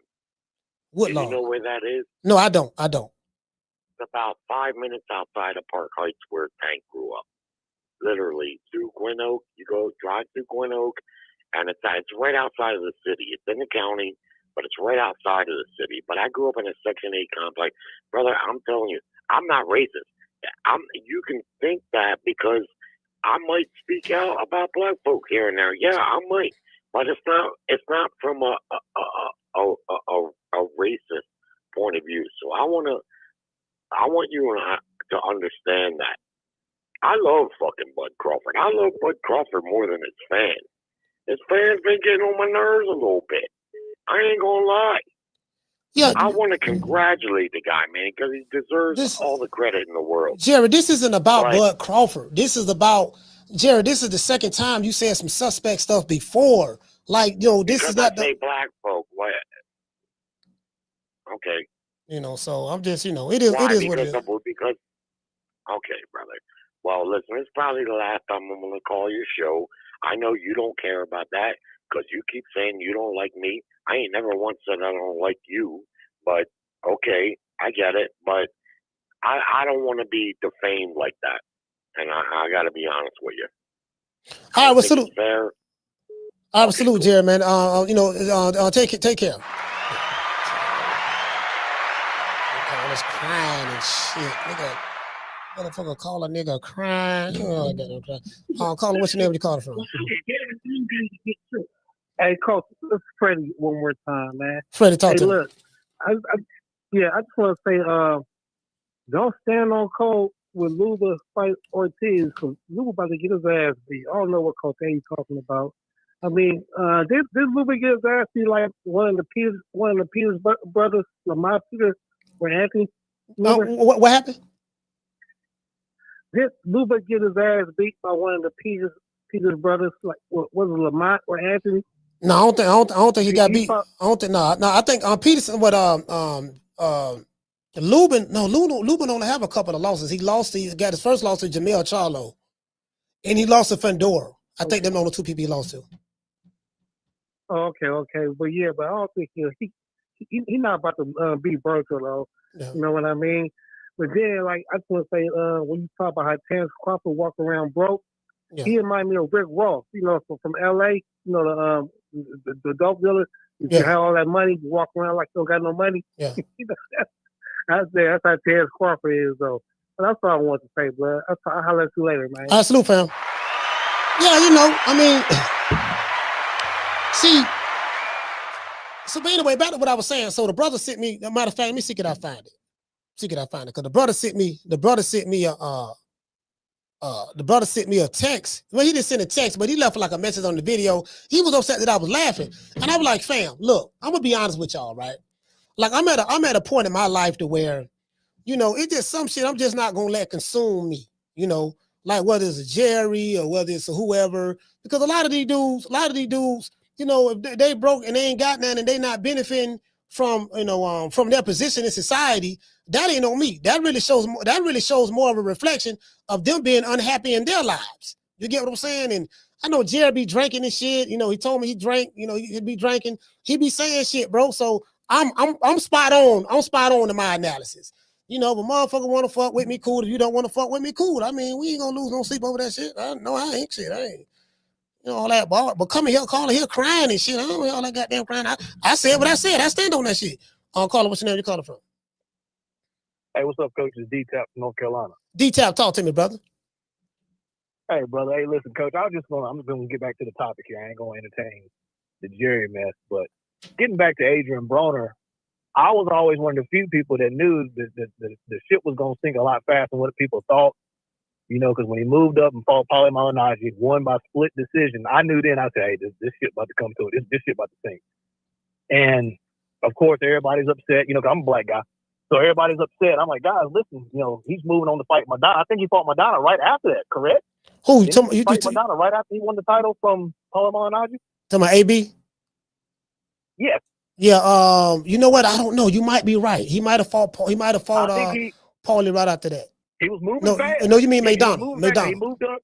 I'm not sure. Yeah, he moved up, fought Malignaggi to a split decision. I was like, damn, this ain't, you know, you struggling with Malignaggi.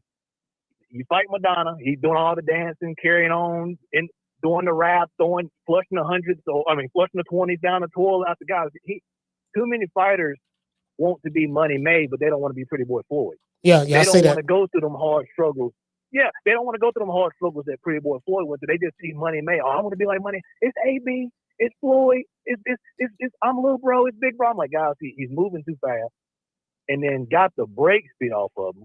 Jaw swelled up, got a jaw break in his mouth, walking out embarrassed, and then Big Bro had to handle it. And then that was pretty much the end of the AB hype, because you said it before. The man had the world in his hands. He was groomed to be the next Floyd Mayweather. Before Gervonta Davis, all that. He had the world. The world was his oyster, and he blew it. And we supposed to feel sorry for him. I don't feel sorry for him.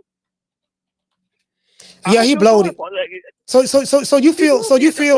you feel, look, there's no need to feel sorry for him. He had the opportunity. He blowed it. He got to be held accountable for his actions. It's up to him. He got himself in this situation. It's going to be up to himself to get himself out of that situation. Is that your position on it? Yep.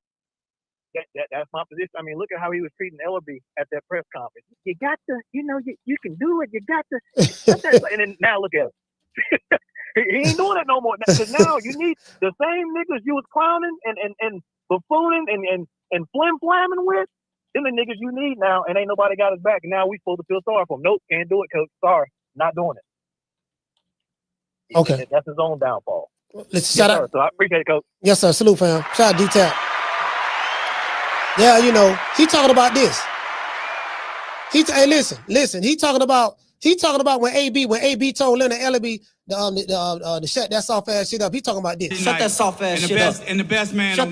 That's some soft ass shit. Shut that soft ass shit up. All that soft talking. I know you can do it, man. You got to, man, shut that soft ass shit up. Yeah, see, I ain't got no anger in my heart. I'm mad or whatever, however anybody feel. I really don't give a damn. I'm not emotionally attached to someone else's emotions. You get what I'm saying? So I think y'all pretty much know that right here. So yeah, I'm gonna call it the way I see it, dog. The way I see it, that's what it is. I'm standing 10 toes down. I ain't apologizing for that shit. 9 times out of 10, I'm writing my analysis, you know, as relate to that. And that's it. We just keep it moving on, man. It ain't, you know, let's give everybody a round of applause. I don't care about that shit. All that crying and shit, nigga. All that goddamn crying. You know, I said what I said, shit. You did? You wish you could work it the way I do, but you can't. You're begging me not to leave you, and I refuse to let you go. Yeah, I ain't mad at you. You know what I mean? He call the show anytime he want to. I ain't mad at you. You know, I still see you the way I see you. You know, that ain't changing nothing. You get what I'm saying? So it is what it is. Nigga, when my name come up, respect it. Let's go. Stop playing with my fucking name. All three of y'all, stop playing with my name. I ain't gonna say it no more. Put some respect on my name. All right, Carter, you the last call. Talk to me. What's up, Coach? It's Mark from Jersey. Mark from Jersey, talk to me. Wow, Coach, how you doing, brother? Coach, what happened with your guy right there? What's his name, Jerry? It ain't nothing. I got a video while you can listen to the call. You can come to your own conclusion, but yeah, it ain't nothing. Ain't nothing really elaborate. I mean, to be honest with you, I've been trying to call your show for like 3 days, but you know, your line was hot. You know what I'm saying? It was hot over there, so I couldn't get it. Just because Jerry, he be making some weird, like, petty arguments. Like, he's talking about the fight with Canelo and Terence Crawford. Listen, bro, I could tell you don't like Terence Crawford. Like, it's obvious. You're not gonna sit here and tell me it, and then it sounds so cheap. His argument. He said, like, yeah, the right guy won the fight. He won. He didn't dominate it, but he won. You know, I had it 8-4. Like, what fight you was watching? You had it 8-4. Like, I don't understand. Like, and then he's getting mad at you. You laughing at him. You know, and it's like, what's wrong with this guy? You know, like, he's always like making these arguments that don't make any sense. Like it sounds like he's reaching for like little things, you know. And I heard him what he said when he said yesterday about black folks. I was like, man, this kid is crazy. I mean, you know, again, Jerry people have a right to feel the way they want to feel, even Jerry. Whether I agree with it or not, he has a right to express himself and feel the way he feels. Just like everybody else in the chat. If he don't like Crawford, he don't have to like Crawford. I mean, I'm not mad at anybody for not liking Terence Crawford. People like who they like for whatever the reasons they like them for. You don't like Crawford. You don't like Crawford. Just say you don't like. Say you don't like it. It's cool. He has a right to feel that way. But on the flip side, there's another side to that. I got a right to feel the way I feel about him. You get what I'm saying? And based on shit that he said in the past, we blocked him for that. But then I unblocked him. We let him slide. We let him break his ass back over here. Remember. And then he came back over here again. And I think this what triggered him. So now, you know, it is what it is. And that's just reality of the situation, fam. I mean, you are who you are, man. Just embrace that shit, man. I ain't mad at you, fam. Just embrace that shit. You are who you are. You know, you ain't got to call here. You call me, try to explain your case. I mean, I don't make my mind up already from the first time. So, you know, it is what it is. So, I mean, it is. Just embrace who you are. You know, be proud of it. Stay, you know, wave with your chest. That's all. Coach, and to be honest with you, you're doing the right thing, though. Your attitude is great. Like you said, you know, you can feel however you want to feel, say whatever you want to feel. But if I feel this way about you, don't get upset. You know. Yeah. But anyway, shout out to Martin. Jersey, stand up. Salute, fam. Coach. Yeah, you know, it is what it is. The shit ain't a big deal to me. Yeah, it ain't a big deal to me. I ain't finna go around starting no revolution. I ain't finna be doing none of that shit. I said what I said. Anyways, man, much love to everybody in the chat, man. Y'all know what time it TI is. Let's give a shout out to everybody. Shout out to our sponsor, Keith's Bulldogs.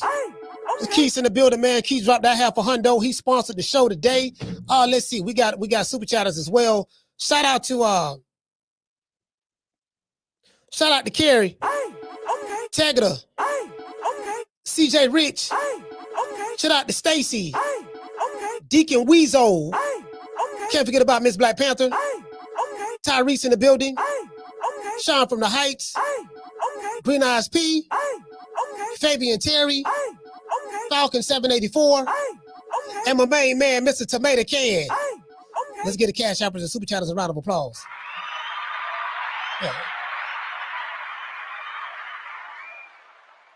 Yeah, shit. It's a lot of shit. It's a lot of shit don't trigger me no more that used to trigger me. Like when I first came on YouTube, I used to get triggered. In today's time, I don't get triggered anymore. I really don't get triggered. It take a lot because right now I don't learn a lot. I'm telling you, I don't learn a lot, man. Just watching Bud, watching him, and then just there's a pastor that I watch when Bud trained at Colorado Springs. That's a gym he go to, and the gym is owned by Pastor Lee.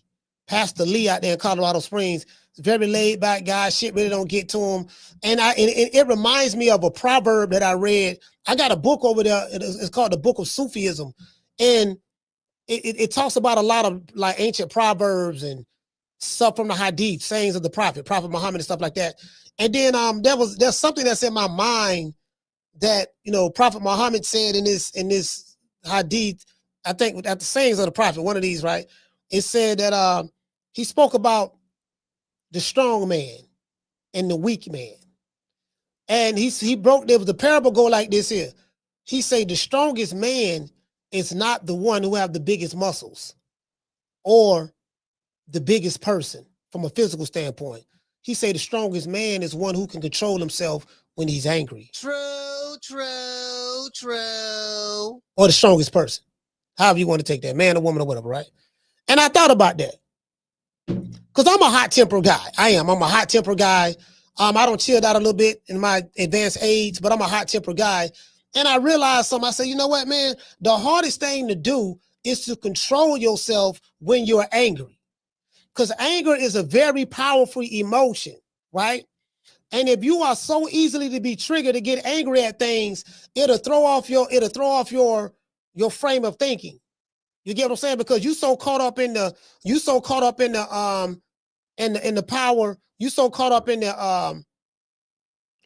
up in the anger and the power of emotion, which is anger, that it's not allowing you to see things clearly. You get what I'm saying? So now it's like, okay, you can handle it like this, you can handle it like that. All right, I see where he comes from. I ain't worried about him. Y'all see, you get what I'm saying? So now it's kind of like I'm seeing things. I'm learning this. I'm learning this on the job. I'm learning this new now. So it's like, some shit I ain't finna let like fuck with me. Some shit I just ain't finna let fuck with me. You get what I'm saying? So, literally, I can talk to a Klansman right now. He can say whatever for, I can't stand you niggas, this and that. I'm like, yeah, that's how you feel. I said, well, I appreciate your honesty. You know what I mean? Because I feel the exact same way about you. You get what I'm saying? So times 10. However you feel about me, I feel like that about you times 25. You know what I mean? But it is what it is. You know where I stand. I know where you stand. And, we can keep it cordial like that. As long as you don't cross this line, I ain't gonna cross that line. We got a mutual understanding. That's pretty much where I'm at now. True. Yeah, as long as you ain't fucking with me, I ain't fucking with you. You get what I'm saying? And that's just pretty much where I'm at. That's pretty much where I'm at right now. You know what I mean? So I don't give a damn. You feel how you want a motherfucker feel. Goddamn it. You ain't stopping nothing over here. Not with Betty Jean, son. You dig? Well, I guess I gotta be like everybody else and saying Al Heyman. I can quit my job now, baby. 6 figures, baby. You feel me? I'm about to But a name. Do you have a name? Oh, nah, I ain't got no name, Name them names, man. They know who they is. Name them names, please. The names need to be named. They know who they is. The Mexican monster. Man, shout out to Dr. Umar, man. The PYTs, the honey dips, the tenderonis, and the snow bunny. See your eyes shine, she's my snow bunny, please. In the winter lights, so she's my sweet Dr. Free. Talk to my nose, this lover's got it so raw. Make you move, stepping out from out of control. Turn it up, it's me against the light. Snow bunny, moving on the bar. Everything's alright. Got that smooth, so feel. No, that's next to the law. With my snow bunny love, we're party about the night. See your eyes shine, she's my snow bunny, please. In the winter lights, so she's my sweet Dr. Free. Talk to my nose, this lover's got it so raw. Make you move, stepping out from out of control. Turn it up, it's me against the light. Snow bunny, moving on the bar.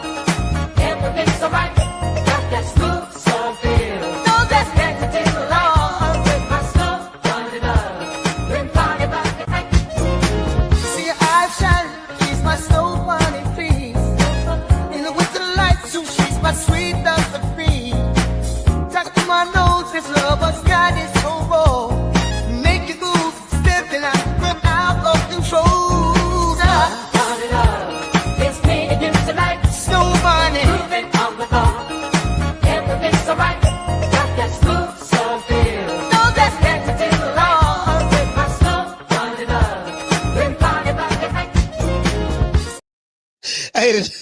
Number one song in the hood, any hood in America.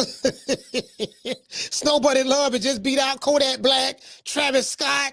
Let's see, beat out Kodak Black, Travis Scott.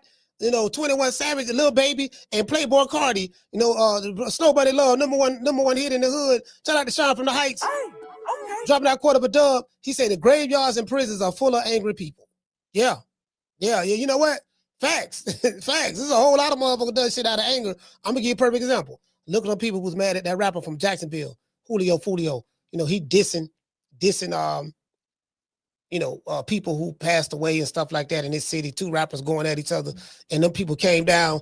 They followed them from Jacksonville, and they came down and they wet them up at the Holiday Inn in North Temple on the north side of town. And now all of them are sitting in jail looking crazy. The girl pregnant finna have a baby. She tried to come up for a bond hearing. They rejected her bond hearing. You know what I mean? And everybody else, they ain't never getting out. It's over with. It's over. Florida don't play. Florida do not play. It's over with for them. We talking about life sentences. But guess what?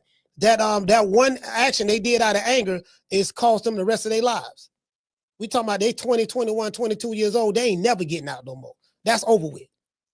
You get what I'm saying? So, yeah, you make a valid point, man. You make a valid point. Let's give a shout out to everybody in the chat. Shout out to Summer in November. Bishop Bullwinkle. High like space. Shout out to Bend Over. The lovely Mika Lovell. IBS in the building.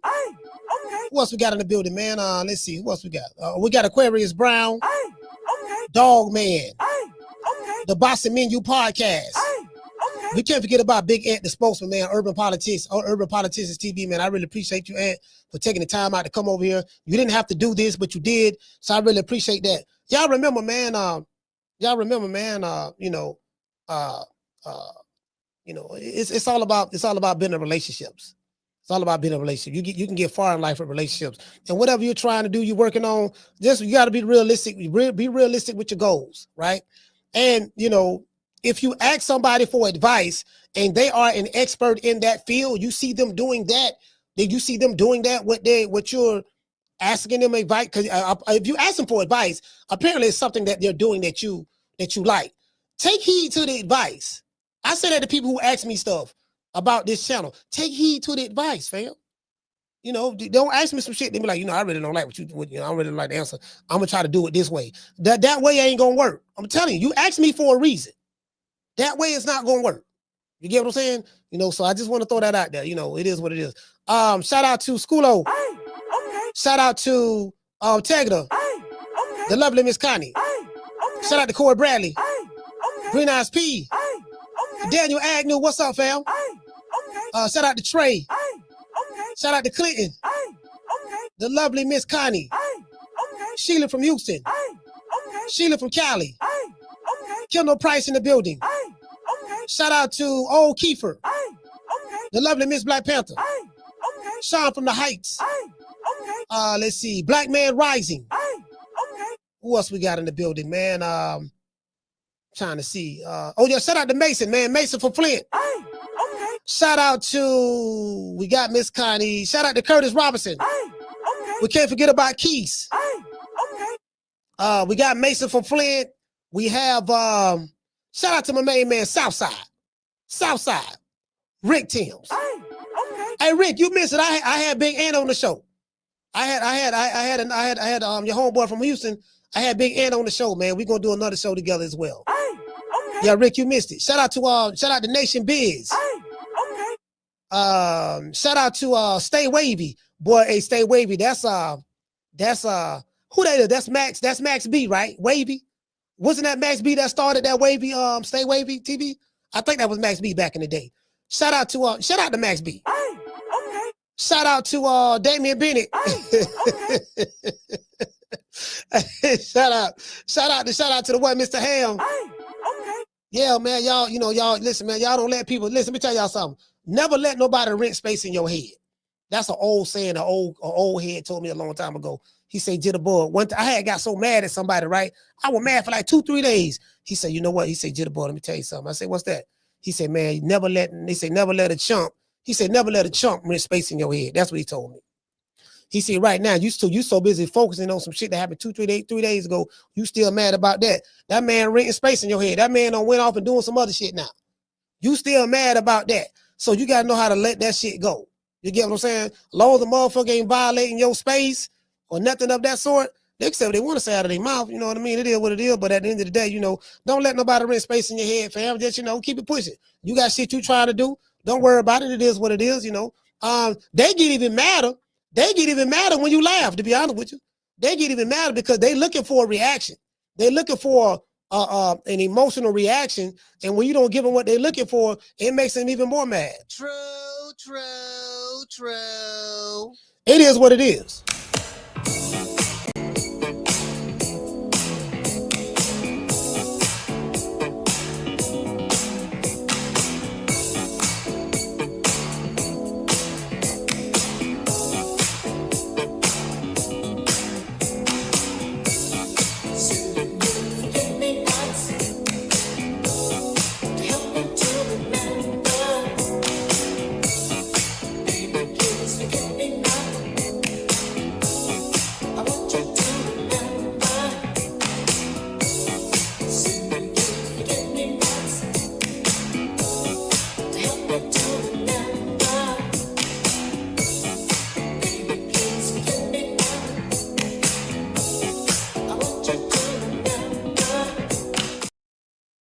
Hey, man, shout out to that 90s chick, man. I didn't get a chance to meet this sister, that 90s chick.